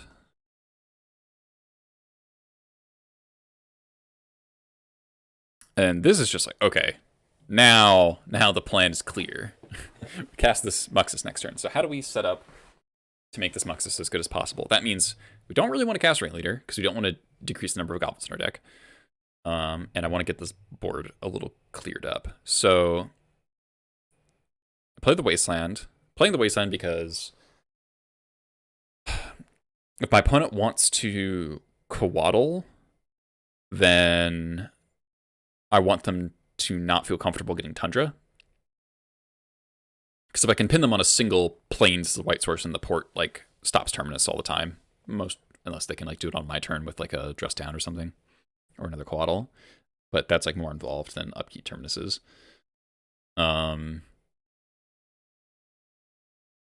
And I don't need more than 3 red sources this turn. The way I mathed it out is if they have, I kind of want to pull a Plow out of their hand, basically. Because I want the Plow to not hit the Muxus or potentially the War Chief that the Muxus could hit. Let's get to attack. They have Endurance, which is fine. Target nothing. And then Expert, the Endurance. They do fetch a Tundra, which is fine. Plow the Expert. And then Gem Palm in response.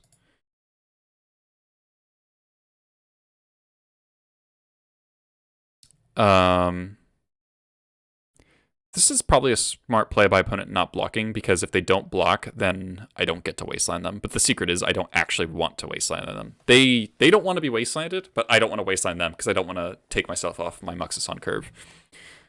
So in terms of card economy, like we played Expert and Gem Palm and our second Creator Maker. They're going to lose their Endurance, and we trade with a Plow. So it's kind of a 3 for 2, but the Gem Palm drew a card, so it's equal in card economy.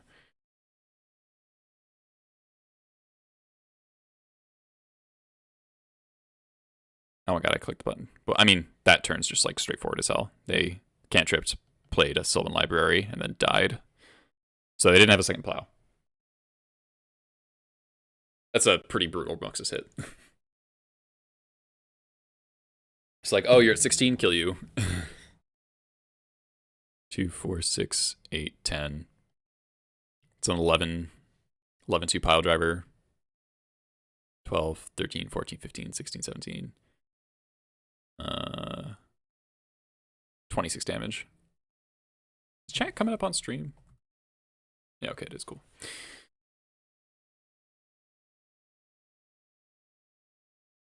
All right, that's game 1.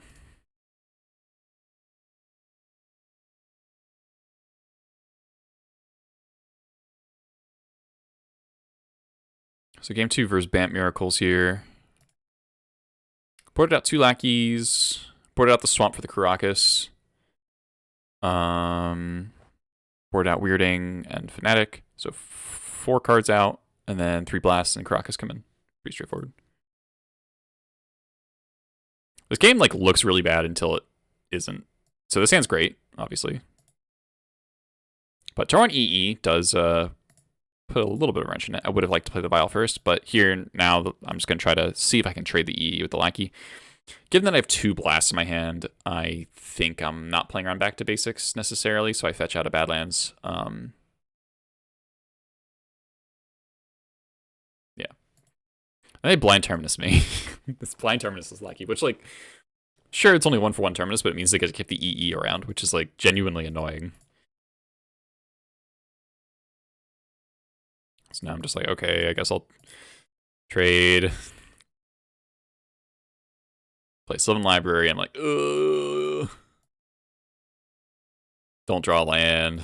It's like, okay, I guess I'm playing this pile driver, I guess.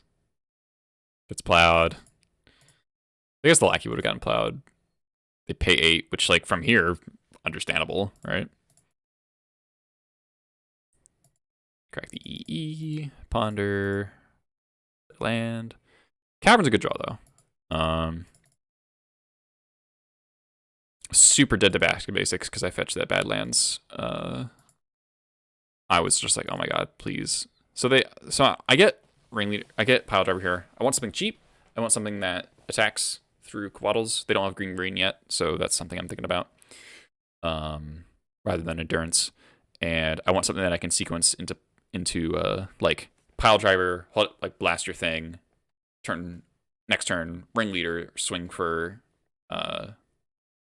8, and then next turn, Sling Gang to finish them off. Hey, another 4 life. Uro is spooky, but I do have 2 blasts. And I do have green available. Draw a Matron, which is like, oh, thoroughly okay. I'm just really hoping to find lands. They don't have a removal spell for the Pile Driver on that turn, which is nice. It could be Prismatic Ending, though. But, I mean, if they're paying 2 mana main phase, that makes this Ringleader higher chance of actually punching them. Briefly considered blasting that Brainstorm, but that's like a good way to lose the game to a back to basics at this point. And the reason to blast there is that they wouldn't be able to bring back Uro on that turn. And the fact that they didn't is kind of interesting. So it makes me think they have like Endurance to block the Pile Driver, and that's what they're thinking. So I drew the land, but now I don't actually want to attack. And this actually ends up being a really good sequence for me. So they go, in response to Matron, fetch for blue, dress down. I'm like, okay, I want to counter this, and I want my Matron trigger to happen. Plus I got extra blasts anyway, so counter it. They fetch. This fetch land damage is really adding up. They're at 7. Brainstorm. And then they force pitch Jace, which I'm like, totally fine. Totally fine with me. So, like, yeah, I lose my Matron, but I got a Matron, I got another Ringleader and a Sling Gang in my hand, so, like, does that really matter? And I still get to hit you for 2. And now I get to attack on a turn I wasn't even going to attack at all. Dress down dies. They're at 4. Like, if they had a hard cast Terminus there, then I would just, I guess, like Ringleader, put them down to 1. And then Sling Gang to finish them off. But they play Uro. And I think Prismatic Ending the Pile Driver. Yeah. Crocus, I mean, I was already in a spot where it's like, okay, strictly speaking, I have lethal with Sling Gang without killing the Uro. So, because I'll be able to just attack, sack the one they block during the previous axes. But that would lose to Plow. But I draw Crocus, which makes this like kind of easy. Do I know about the new Goblin Food Chain deck? Yes. I streamed it last week. Did not go well. I've streamed it a couple times. It's fun.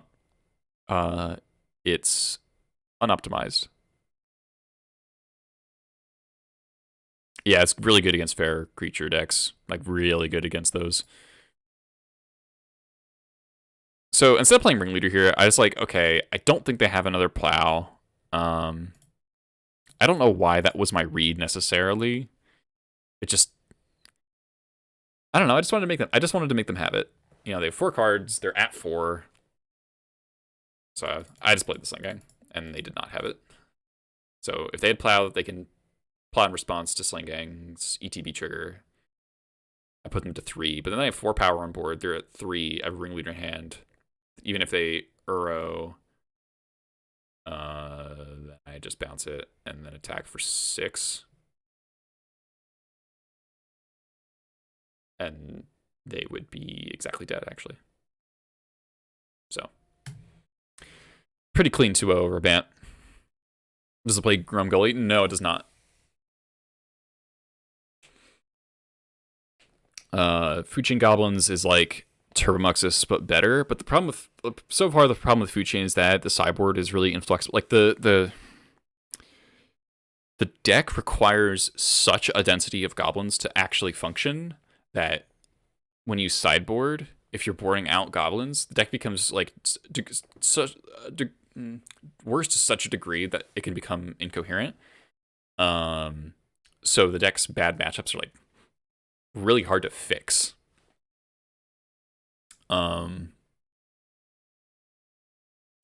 So it feels like a deck that can't use its sideboard very well. I feel like Vile Goblins can use its sideboard very well. I won 3 game 1s in this entire event, but I won 8 game 2s. I won 8 out of 9 game 2s, and I won 3 game 1s. And I think there's something significant about that. All right, round 8. This was a steal. This was an absolute steal. This entire event, I was talking to XJ Cloud, and we were like, "Holy shit, we're in Daniel Nunez bracket. We gotta dodge Slivers because that matchup's impossible." And it kind of is. All right. Also, nice hand. Yeah, go to 5. I was like, okay, maybe this can win if he has a Vile start. You know, Lackey, put in Creator Maker, blow up your Viles, Wasteland you is about as good of a hope as I can get. And then he has this fucking first striker. I'm just like, okay, I guess I'm dead. I play the Creator Maker, hoping I can, I don't know. There's so much that needs to go right for me to his crit. Unsettled Mariner. It's just like such a kick in the teeth here. Alright, Moto.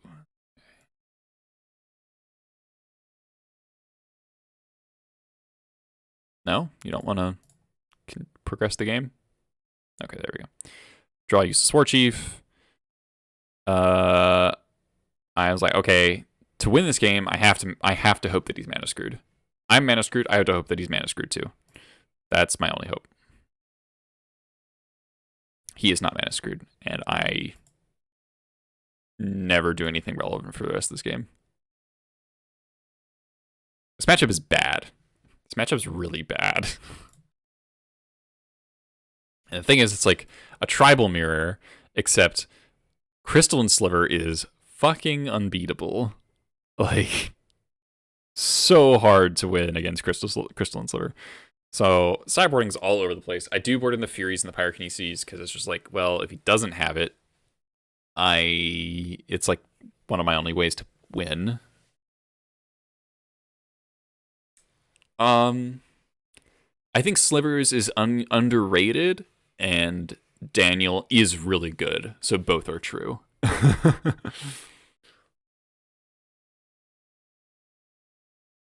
I think Slivers, I mean, I don't have a great conception of its matchup spreads, so maybe it has like big gaps that I'm not aware of, but I don't know.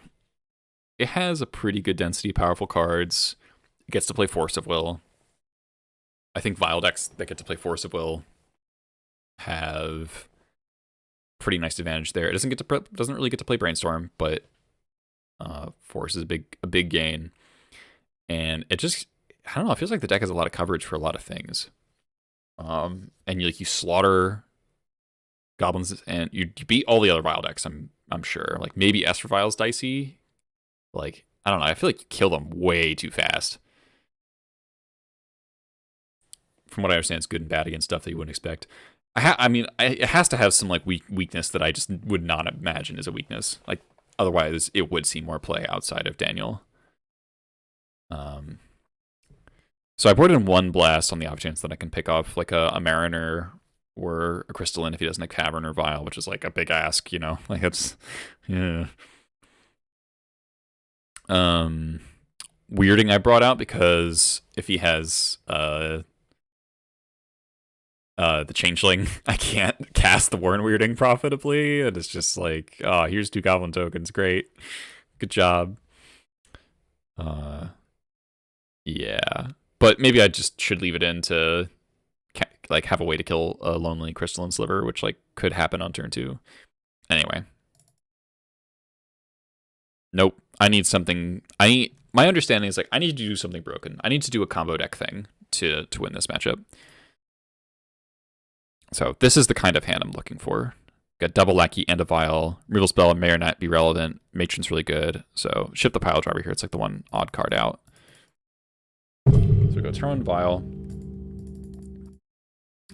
So this tells me that he's probably going to play Crystalline Sliver next turn. I feel like he wouldn't keep a hand without a 1-drop. Draw Magus in the midst. I'm like, okay, now Magus this is the plan. This is the plan. So, I mean, if he doesn't have Crystalline Sliver here, he gets Muxist. But he does. He also plays it with Cavern, which is probably quite intentional. So this is the one turn I have to connect with the Lackey. I draw a land.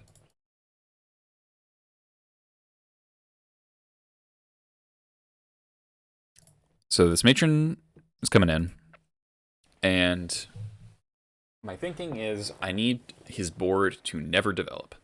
I need a Lord to never hit the board. I need no First Striker, no Flying Dude. I need no Harmonic Sliver on my Vial. I need nothing. So I end up matroning for Skirk and sacking some stuff to get this Magus into play. And I take this opportunity. I fetch the basic Swamp Hole I can. And then I also violate the Expert to keep my Lackey in play, which is maybe a mistake. So, because the Expert, I know Slivers plays like 1 Containment Priest in the sideboard, so then maybe that's a reason to keep the Expert around rather than the Lackey. But the Lackey does like threaten things. Trashmaster in particular, really good draw here because I was scared of him drawing a Vial.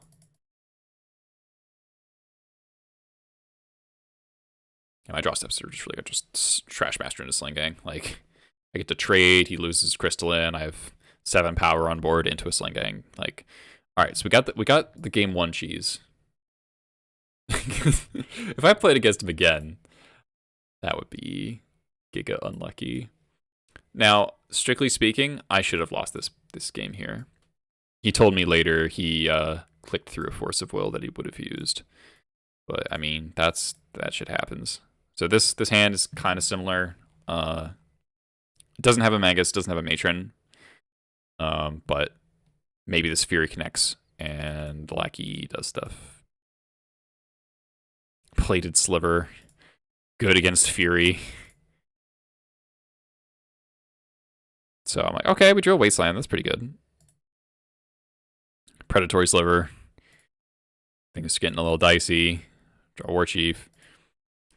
I pitched the Pile Driver here because I think so. Slivers does not have very much removal, so I think the War Chief is a way I can go wide enough, quickly enough to actually win. And it's a good way to like. I have information asymmetry because I have Vial. So this is where he said he actually did have Force of Will, but he just clicked through it. And I definitely would have lost the game if he had forced. Yeah, and he's mana screwed.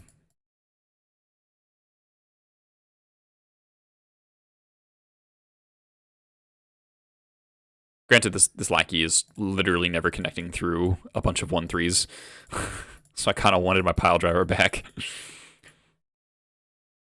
He does draw the land, and so you know if this was still in play, like we're just taking way too much damage.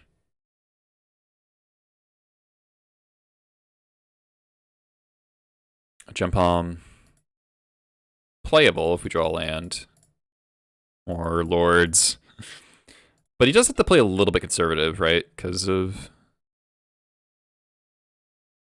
you know, the vials, and he knows that I can do like haste stuff. Yeah, 3/5 plated sliver. What a world. So I'm like, okay, if I draw a land to you, then I can sling gang into Jump Home this, you know, get back at board parity. But the matron here is really good.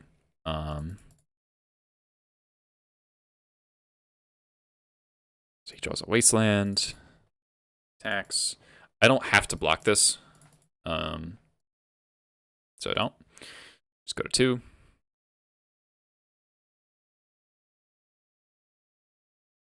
And then this is kind of interesting. Do you take up this vial? If you take a vial, you can get Muxus into play, which is appealing with the war chief play despite the Karakas. Obviously, you know, if he's Karakas, the Muxus, and doesn't kill you in the next turn, then he will get punished for that. I have Crater Maker for a Containment Priest, so I'm not too worried about that. That's like one of the cards I can actually interact with. So I think I do tick up here. Yeah. I get Giga Punish, drawing second slinging. Kranko would be admittedly very, very good against Slivers. Until they draw the fire. So here I'm just like, oh my god, don't draw the flying haste guy, don't draw the flying haste guy. And yeah, I saw him tapping for red, and like my heart sank. But got pretty lucky.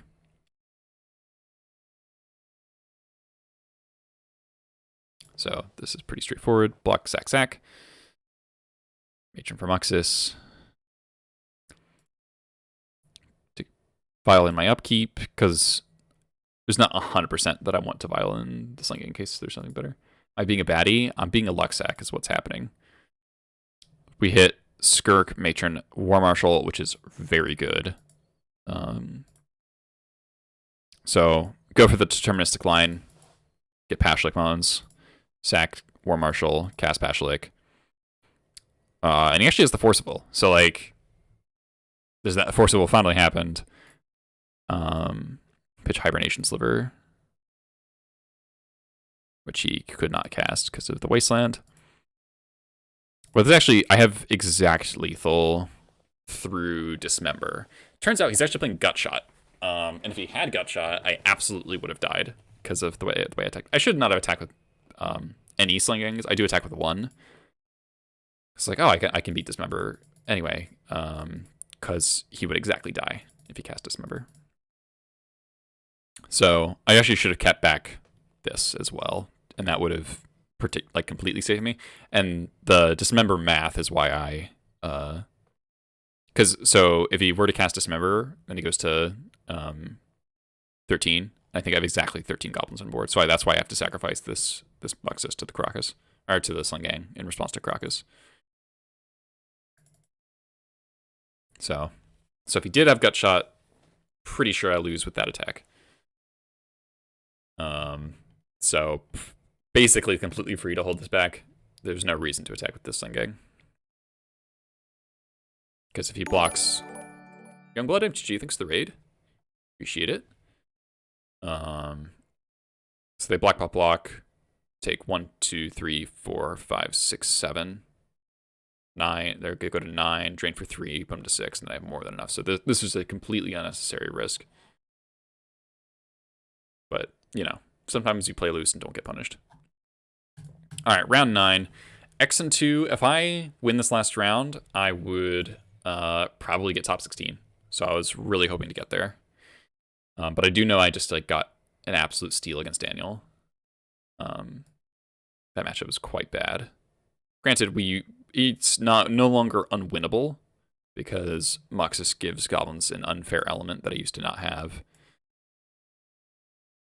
Because if you're trying to fight fair against Slivers on like a creature combat thing, and you can't kill anything, doesn't go well.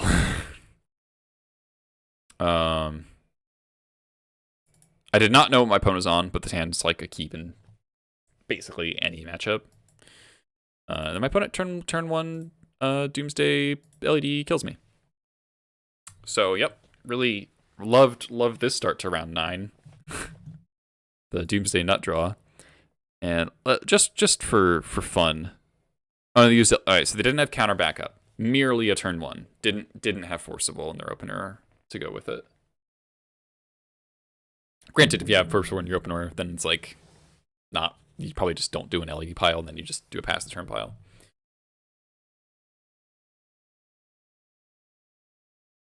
Game 2. So Doomsday is a kind of a frustrating matchup because it feels like if they don't go Dark Ritual Doomsday on exactly turn 1, you're actually favored, but they're really good at finding Doomsday Ritual in their opener somehow. It's just like, I don't know what the math is on it, of having 2 4-ofs in the opener. Feels like it happens more than it should, but I don't know.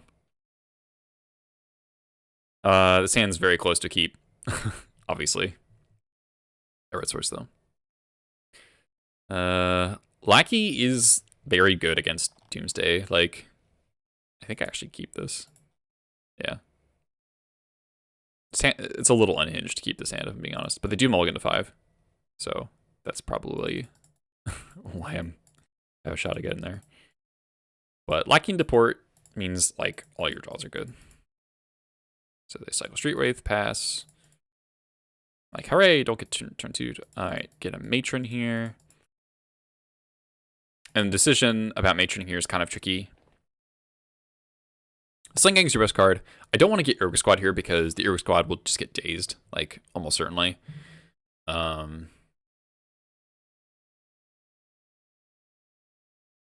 So I opt to Matron for Sling Gang here because if you actually do the math, if you cast, like, they have a fetch line up, so unless they end of turn Brainstorm, I don't get to port them. So the port doesn't have that much value, so instead I play port, play War Marshal, and the way the math would work out would be I would put half their life total worth of goblins in play next turn with the Sling Gang. Meaning that if they cast Doomsday, they die on the spot. So edge bottom, cycle, die. So I mean, they know about the Sling Gang, so they know the writing's on the wall there. Like, I can just pay Echo, hit them for 4 down to 12, and then have 1, 2, 3, 4, 5, 6, 7, 8. And that's exactly enough to just stop them from casting Doomsday. And game 3, basically the same thing as game 1 happens. Though there are minuscule. I'm actually curious. I think by 7 would have 1 if it had a Wasteland in it, which I don't remember if it did or not. Yeah. So I don't keep this. It's tempting, but it's just I have no payoff, and I know Doomsday can often slide into removal, and I'm just worried about. Also worried about Thoughtseize. Like, they could easily just turn on Thoughtseize me, and then my hand sucks. It's like I definitely have better hands, and the 6 that I mulligan to looks way better. Like, if I think they're gonna have if they're gonna go for something slower, then I can just play turn 1 Vial to beat Daze, and then, like, if I get to sneak the Vagus in later, they just almost auto lose because I don't think they're playing. I saw they had Water Grave in the deck. They had no basics, so that I know the Magus. If I get the Magus in play on turn 4, I win. Outside of, like, Petal, Ritual, Doomsday, some Petal pile, but, like, that's so involved, and I'm gonna have pressure. So it's also just like lacking Nexus, so kill you fast. Bottom of Redundant Vial, and then turn Ritual Doomsday. So let's look at their pile here.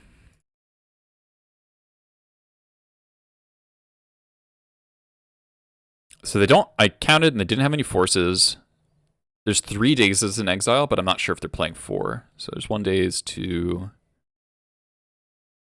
3. Yeah. And as it turns out, I don't draw anything. I think I draw another Creator Maker here, yeah. As it turns out, their pile actually lost to any interaction. Unless they have a 4th Daze, in which case nothing matters. If they want to turn 1 Doomsday with Daze backup and then have the kill on turn 2, like, sure. So if I had gone, they go turn 1 Doomsday, and then I go Wasteland, you play Chalice on 0. Do I win? They needed that pedal, so because there's 1, 2, 3, 4 petals. They want no more petals. And how many lands? 1, 2, 3, 4, 5, 6, 7. Oh, we can actually just count Underground Seas, right? So, oh, no, they did a basic island. I didn't notice that earlier. 1, 2, 3, 4, and a Water Grave. Yeah. Yeah, that would have won. They had no more lands.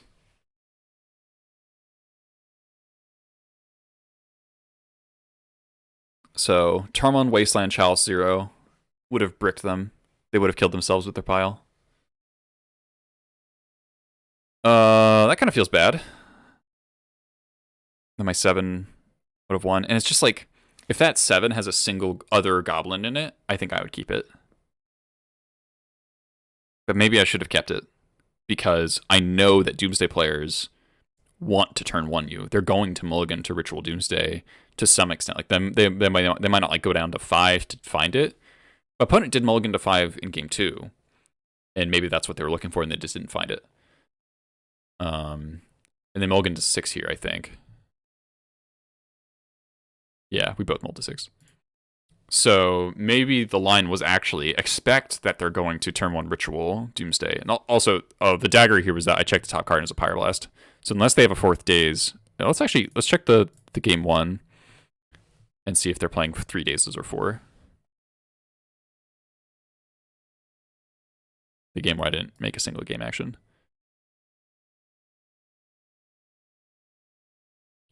So we get to see their entire deck here. So 1, 2,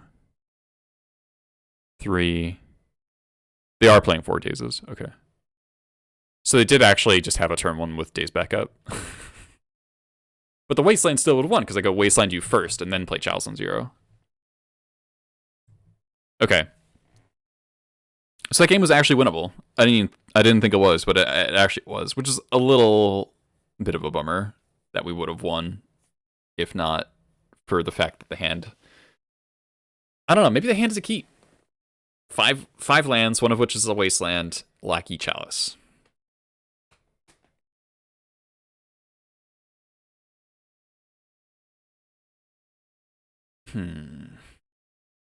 I might just need to adjust my, I guess that'd keep it against Ant or Tess. Probably. Chalice 0 plus Wasteland is good against both those decks. You don't think it's a keep? Yeah, maybe I'm just like getting regret because I would have gotten like top 16. I mean, yeah, it could totally just be results oriented. But I mean, like, if you have the read that the Doomsday players aggressively try to turn 1 Doomsday at the cost of anything else, Chalice 0 plus Wasteland will beat a lot of their piles, because if they build a more mana-intensive pile, they end up with a pile that can lose to a Lackey, which they don't really want to do. I feel like I watched Kai's stream, Sabotarix, and I actually saw him doing some turn 1 piles against Wasteland decks, and he built his piles to beat 1 Wasteland, but not 2, because it's too cumbersome. So maybe the fact that I have 2 like mana denial in the opener against Doomsday on the draw, plus like the Lackey is really good as long as I draw Goblins, and I do have 26-ish, I think, post board.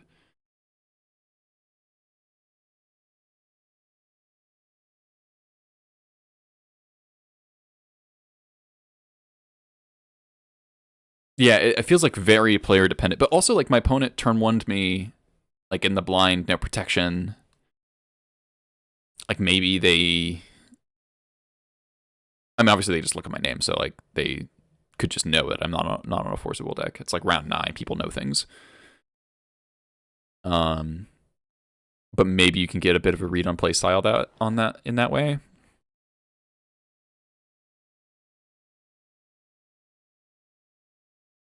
Yeah, like Sinkhole, like what was game 1 mulligan?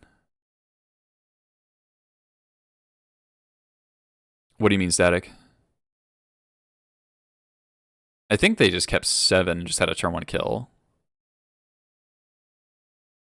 Talking about the showcase, as it turns out, my 7 in game 3 of round 9 would have beaten my opponent's turn 1 Doomsday pile, but I mulliganed the hand because it looked kind of bad to me, because it was Wasteland, 4 lands, Lackey, Chalice.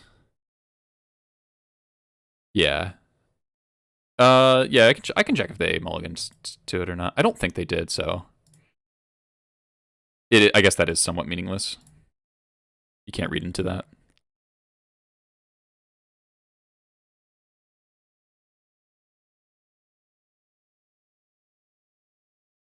They kept 7. Okay.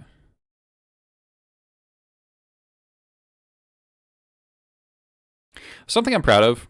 I didn't lose any games to 0-2. I didn't lose any matches in this tournament 0-2. And I won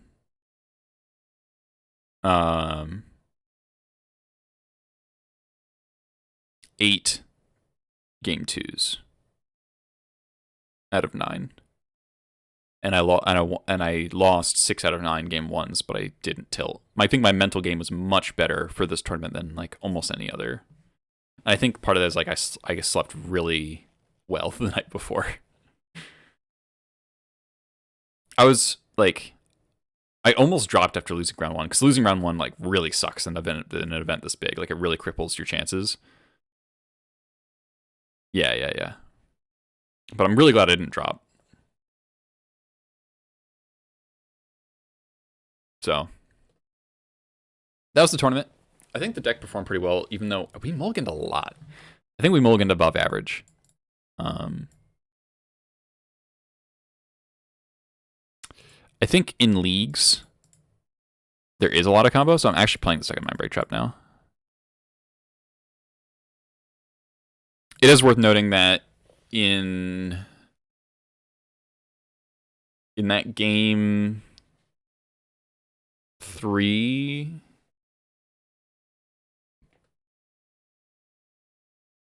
I wonder if I would have. I mean, if I drew Mindbreak Trap for turn, I just played the Lackey, and then the Mindbreak Trap gets dazed, and then I'm salty about it. So the squad, I think squad is good. I do. I just think that people are trying to turn 1 me a lot, and I'm sick of it. All right, I'm gonna run to the bathroom real quick, and then we're 1-0 in this league with the 2 trap list. Beat Eric 2-0, which is a goddamn miracle. So we're gonna keep going from there. So thanks everyone for watching this recap. Now we're gonna play some actual Magic. Yeah, totally static. I'm gonna get some more water into the bathroom. So BRB.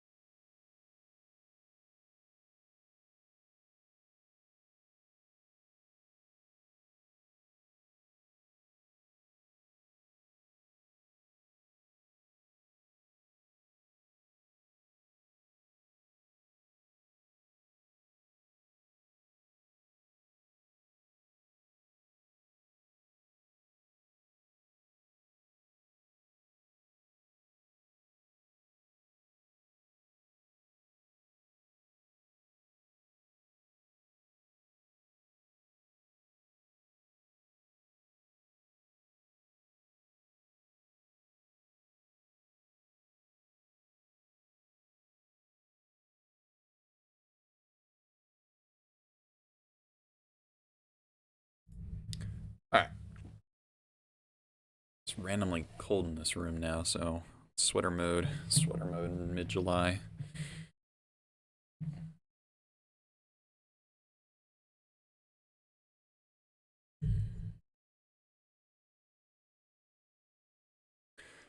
So, I guess there were two matches. Two of our losses in that tournament were to mulligans that we didn't have to make. I didn't have to make. It's just me.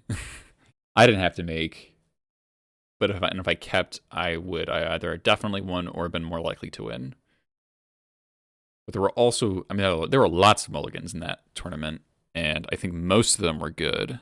So I don't know if I'm mulliganing too much or, yeah, the Goblin family, mulliganing too much or the appropriate amount. Hard to say exactly.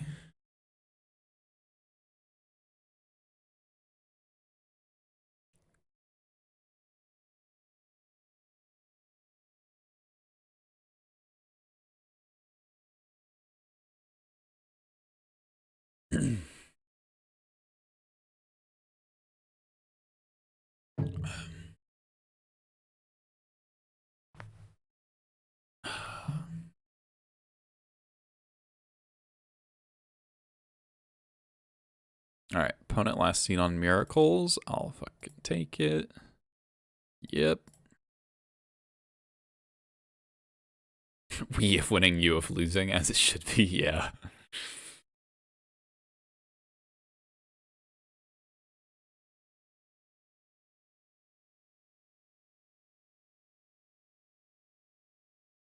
Force of will, pitch Jace, okay.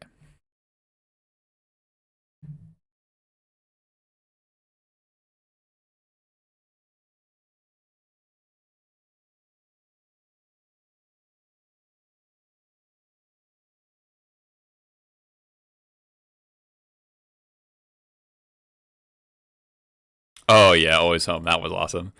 All right, I'm gonna do something real. All right, I didn't fall for it. Some miracles, some people, if you just like pass priority, they will do the thing before they get to their end step, and then you can do stuff on your second main phase. So I was hoping they would like get Tundra and Plowlacky. All right, prismatic ending. All right, so they evidently just drew that because they wouldn't have forced Vial if they had that. That's a good one. What do we want to do here? Can't just matron for ringleader. I could also just play War Marshal and hold up Wasteland. We don't know if it's Bant or Blue White Red yet. That kind of affects the decision a lot. I do want to get ringleader. I don't know if I don't know if I have to worry about main deck back to basics or not. Let's see what Goldfish has of their list. Okay, it's Bant. They have 3 Containment Priests in their sideboard. Okay, that's not cool. No Coatls.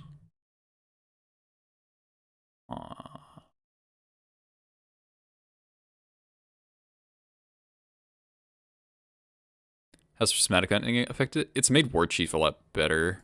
It hasn't made it worse. They have more 1-for-1 cards, which is good for us. I'm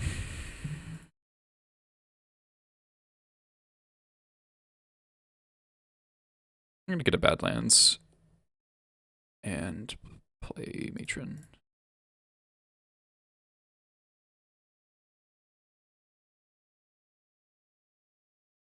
I want to get this Matron down before they could dress down it. We can make it difficult for them to dress down a ringleader with port. Because I'm probably not actually going to play this ringleader next turn.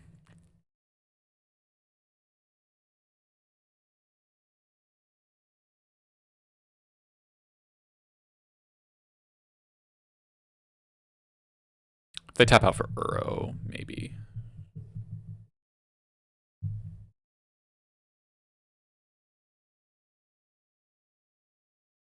I have used A-Force, so I'm a little more inclined towards jamming, but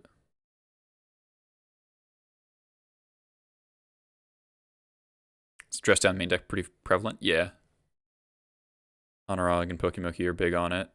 I'm not convinced, but it's smooshed. It's really good against the Saga decks. That's a big part of it. Library. Okay.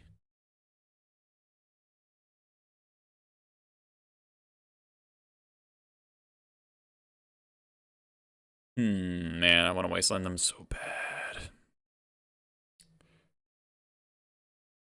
But I do want to Ringleader before they can draw off Library because of Force.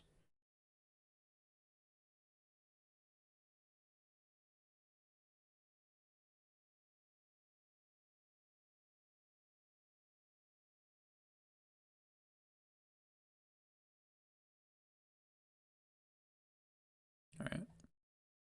Draw 3. Don't mind if I do. Bottom of Cavern, which is a little bit of a bummer, but the reason I didn't use the fetch line there is that I'm thinking about Terminus.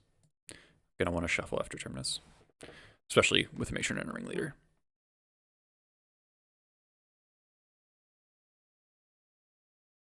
Now they're like kind of fucked. They've pitched a Jace.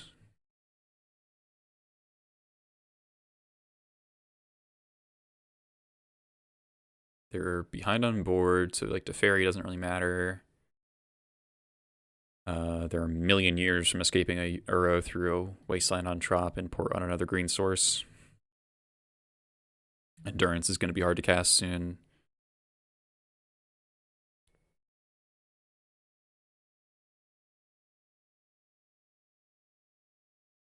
Bant has horrible mana. You cannot overstate how bad its mana base is.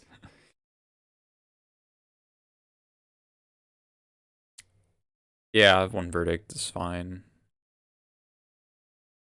Drawing lands, love to see it.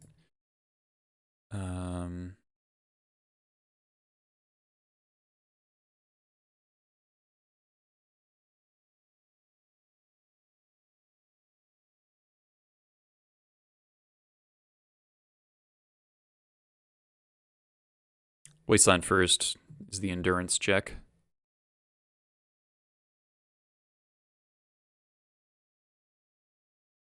Strictly speaking, you should have fetched with the other fetch, but it doesn't really matter.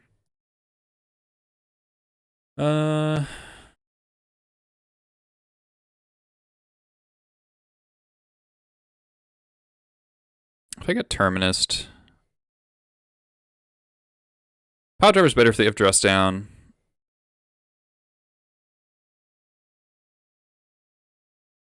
I'll play this.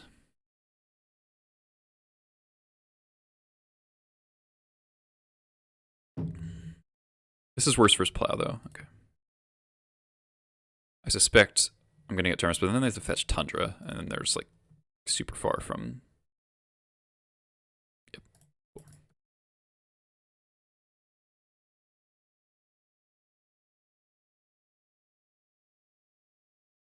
Oh, they could get Savannah. Savannah's good here. If Savannah.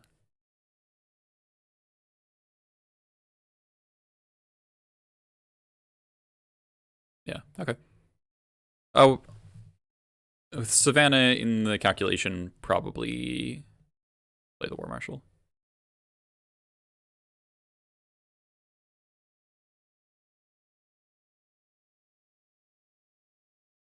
Alternatively, could play nothing and then just like end a turn expert, but that's like slow rolling a lot.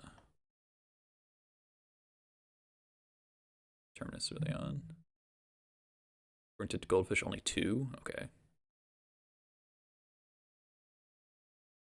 Paying life. Their sideboard's really stocked.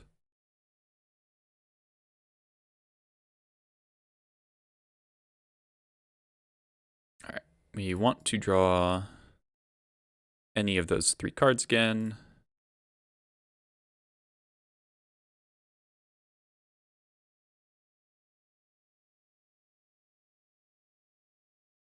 This turn's a little inefficient, but Brainstorm, sure.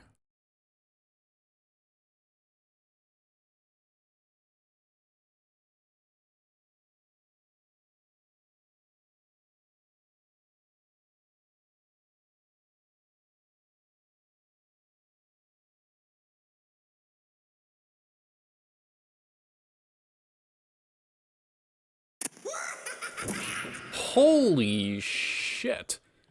Affinity with 10 gift subs. Oh my god. Wow. Thank you so much. That is super fucking generous. Well, I hope you all like that. That sub sound. Jesus, man. Thank you so much. That is awesome.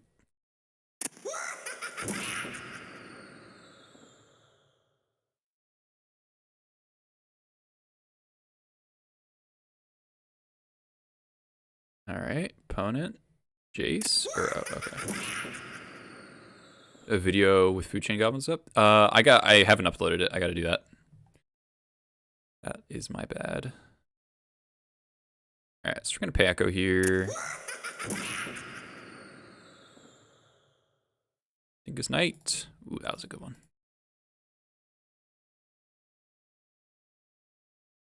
And some bits. Appreciate it. Sajad.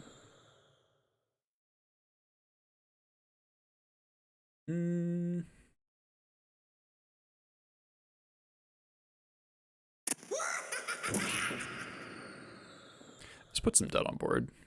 How did Food Chain do recently? Not well. Yeah, that's kind of a bummer. Did not want that to happen.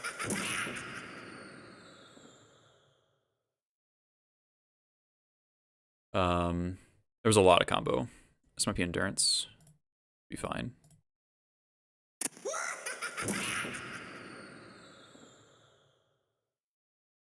Man, that is so many gift subs. Jeez.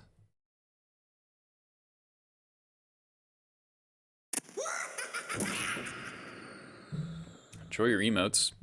Emote? No, there's two. They go to 3? That's ambitious. Okay.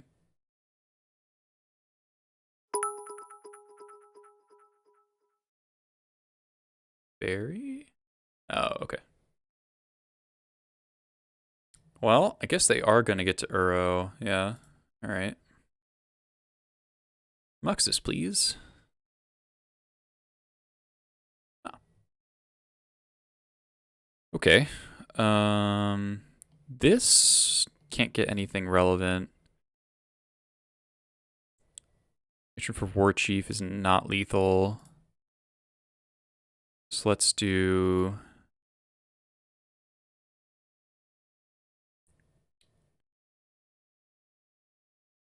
Matron.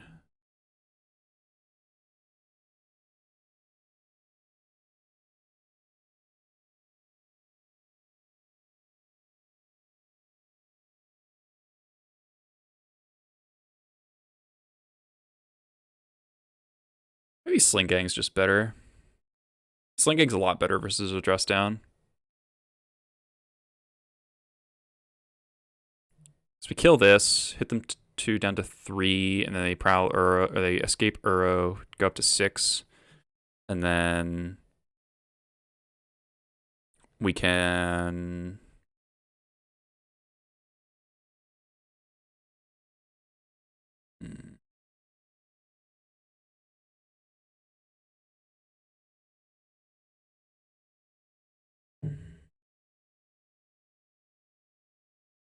we'll have 4 goblins on board.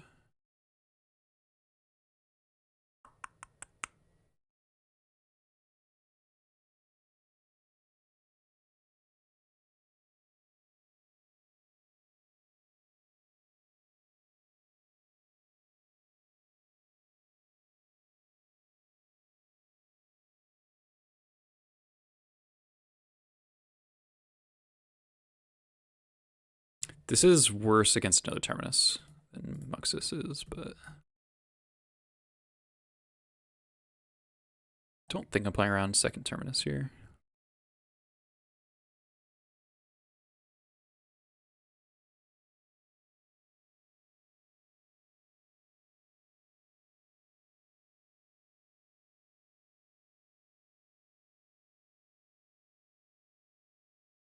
So they Uro off of Island, Tundra, Forest.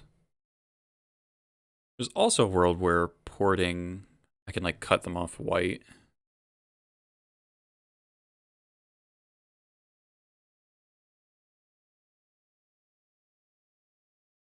No, okay. They obviously don't have Terminus now, yeah. Gotta worry about Force of Will.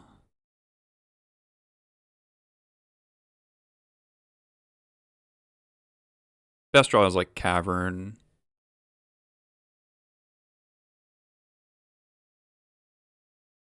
Okay, they go to 5. Going to 5 is a little dicey for them. Also, they no longer know the top card. Okay, we drew a land, so that's 6 mana in play, 7 mana in play.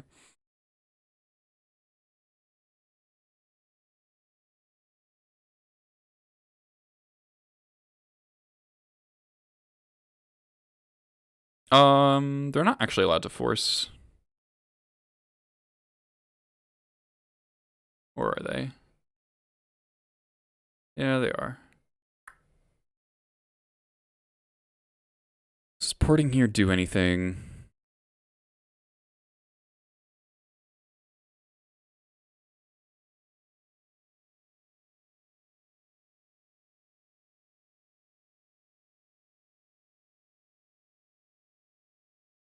A little annoying we're 1 creature short.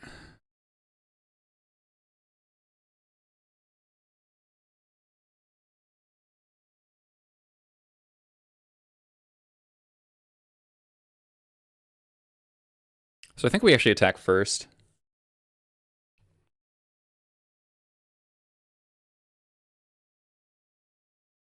I think they have another endurance, and if we get them to force Munitions Expert, then they take 2, 3, they go down to 2, so they can still force.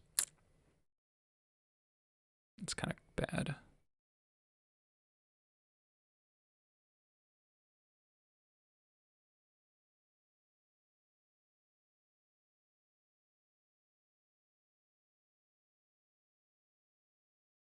Yeah.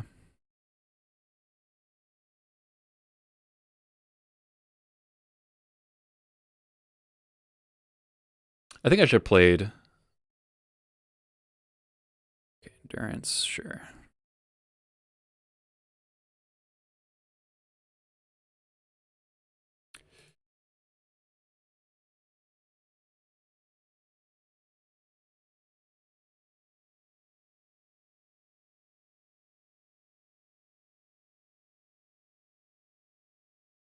I mean, I'm attacking no matter what, Eric.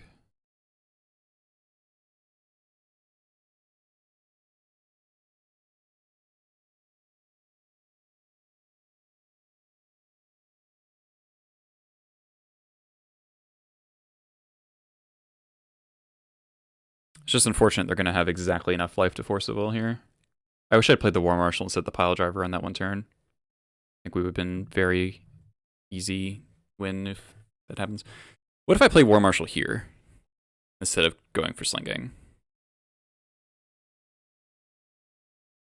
So I get to port them. I guess I get to escape Uro again because they have 4 green sources.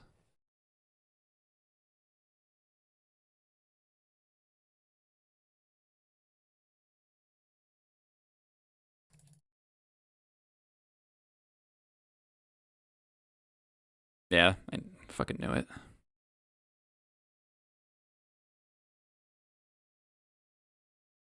Yeah, I should have played that War Marshal. This War Marshal should have been in play, and they definitely would have been dead.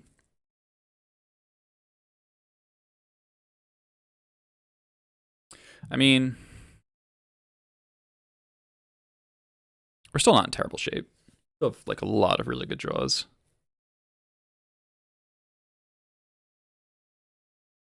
So they can go up to 7 this turn if they Uro bring back other Uro.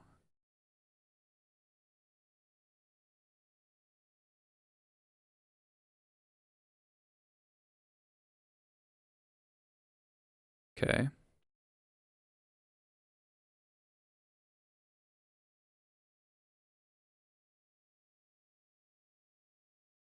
Alex is off the top. That's how we do it.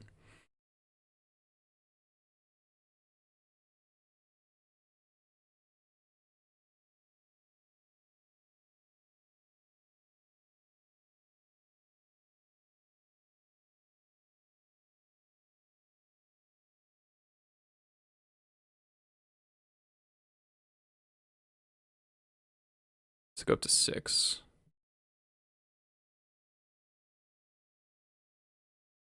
Two cards. One's land, okay. Don't think I have a reason to fetch here. Oh, actually, yeah, if I draw my bad lands, then this is a dead card. What's this? Oh, they're just gonna get the other arrow back. Okay. Yeah. Okay. It does eat a lot of stuff.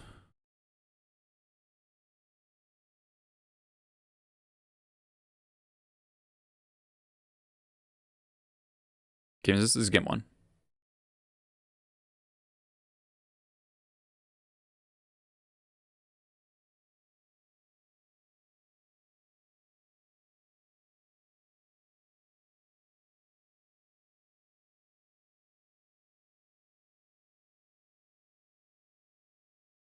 Lethal through a plow. 1, 2, 3, 4, 5, 6, 7, 8, 9. Yeah.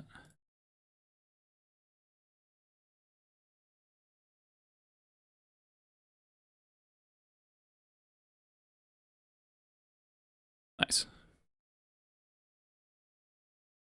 Nice fucking arrow.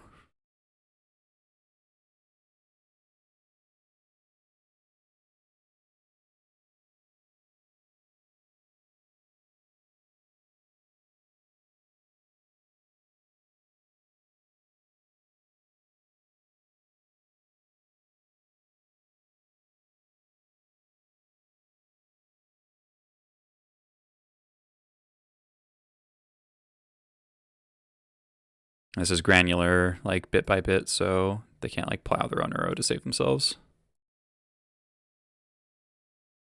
All right, top deck second sling gang, GG. All right, these 4. They had 3 containment priests in 0 coatls, which makes Warren Weirding kind of appealing.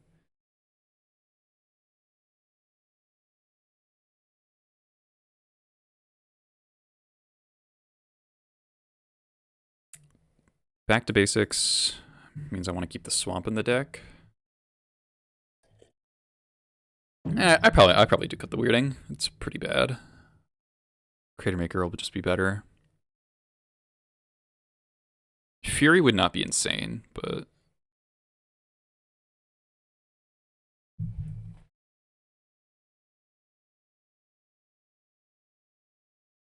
so I think we were in a better position if on that turn I did not, the turn I played the pile driver imported, then they plowed it. Their mana open. I should have just played the second War Marshal.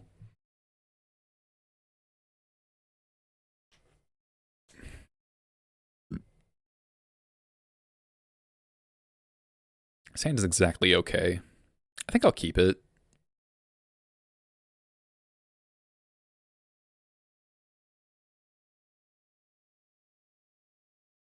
It's just like good draws all around. Second Wasteland may or may not be good. End of turn Brainstorm. Okay.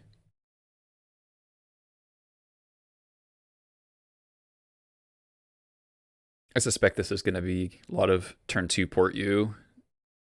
Turn 3 waste you, port you. Turn 4 I might play my first creature.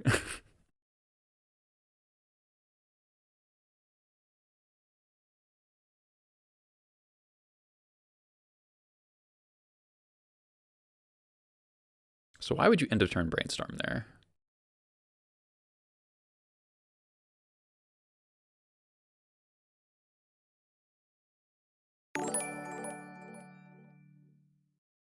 Tiago Media, thanks for this. Oh, that's for YouTube, I think. Yeah. I don't know why I get alerts for YouTube as well. Play Duel. Damn.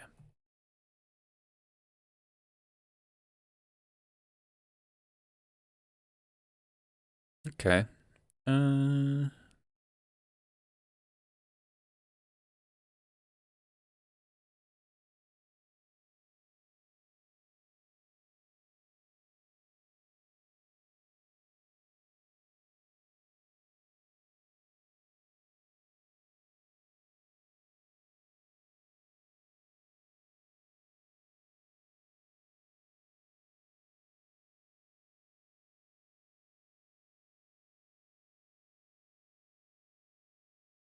Not in great spot here.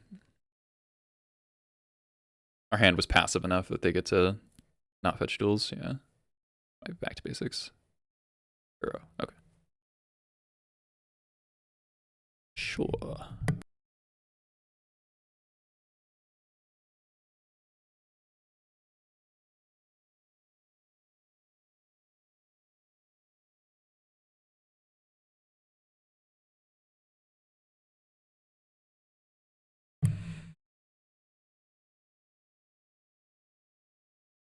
All right, basic swamp's actually a good draw. Let's attack.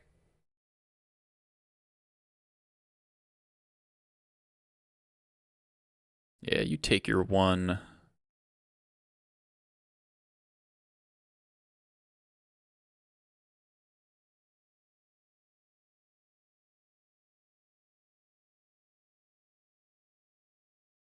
Force of Will, the pile driver. Okay.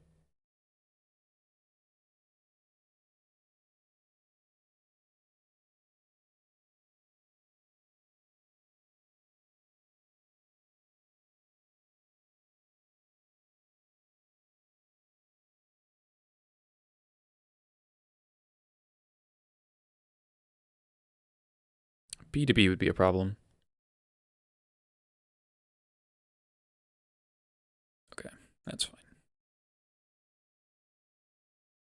And they don't have a land. Good to know. Ringleader. Oh, you were so tempting, but definitely wrong.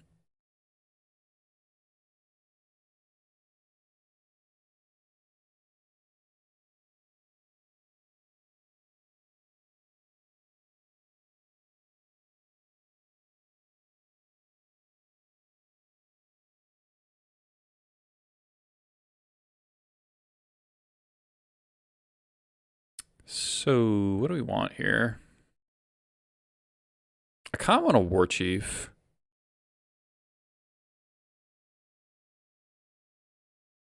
We already have an expert. Basic Swamp, I've been running a little bit. Since I added the weirding, I went up to 14 black sources. And it's like 10 for weirding. But I kept getting expert stuck on my hand. It's also like good here against back to basics. Yeah, let's get War Chief.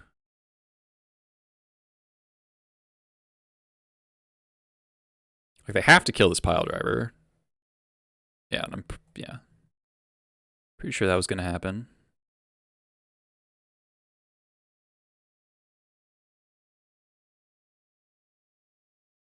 This might be endurance. No, okay. Okay, so they drew a Terminus. Gonna Terminus my Goblin Matron. Very sure. Bounce Matron.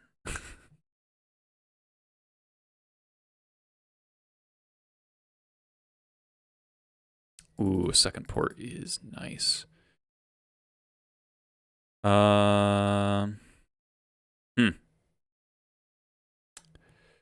Well, we can slam Muxus.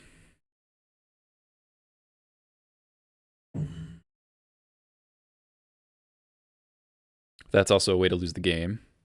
Could play Ringleader here. Definitely a reasonable spot to Ringleader. Ringleader plus port is nice.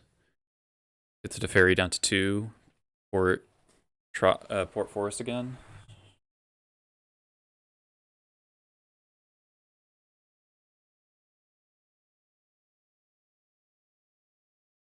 But it is nice to Muxus on a turn where they don't have Containment Priest up.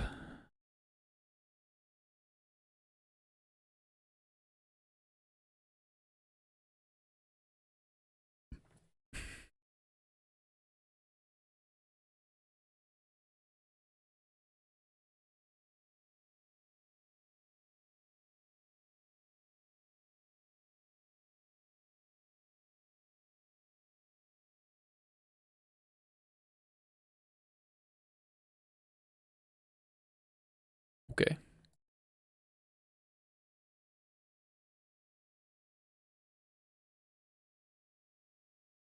Yeah, Ringleader plus support. Eric has it. Maybe I should play the second port there. If I draw Cavern, maybe that's something I want to do.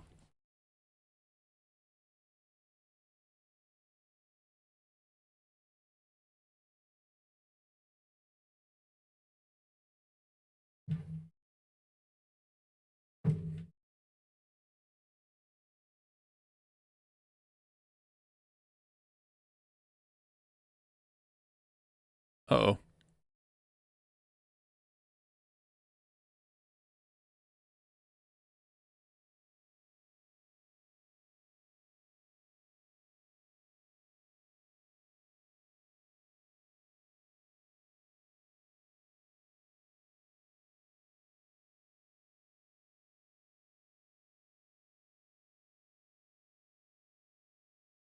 More ports. I wonder if I had gone just like expert to fairy double port. I wonder if we'd be in a better spot, but so I have what, 1, 2, 3, 4, 5, 6. So I can't port them off. Plains are just a little sad.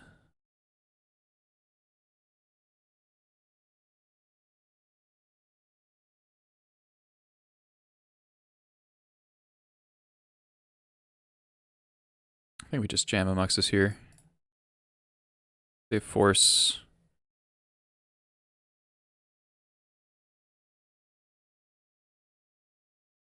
Oh, you're so dead.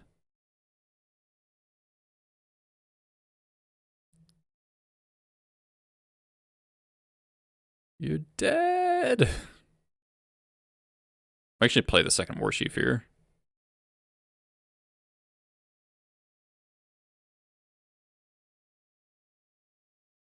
To beat Plow.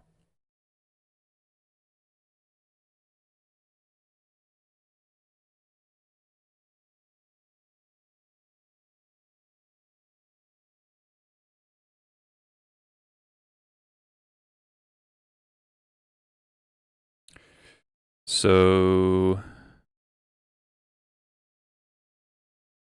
if we go to combat, then they play a War Chief, and they take, then I kill Teferi and Wasteland them, and then they could like Terminus maybe.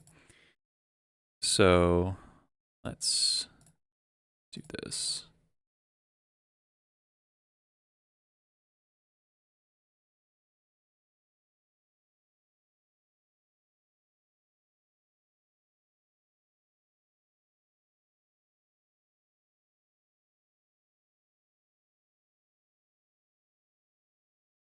I don't think I need to send anything at Teferi. Hold on, is this lethal if they plow the Muxus? 22. 1, 2, 3, 4, 5, 6, 7, 8, 9, 10. It's not. So I will send 3 up to Teferi. I don't want to get Terminus on my next main phase.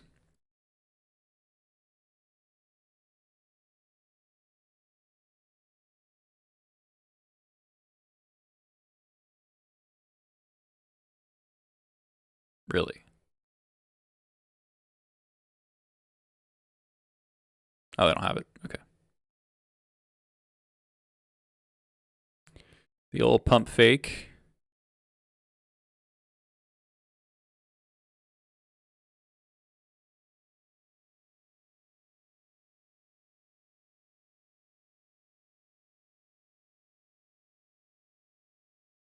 Got there. Didn't even need Cavern Souls. All right. 2040. I gotta dip out for a second. Yes. I guess I'll run an ad because I never do that. Don't go anywhere, folks. Back with more goblins in just a minute.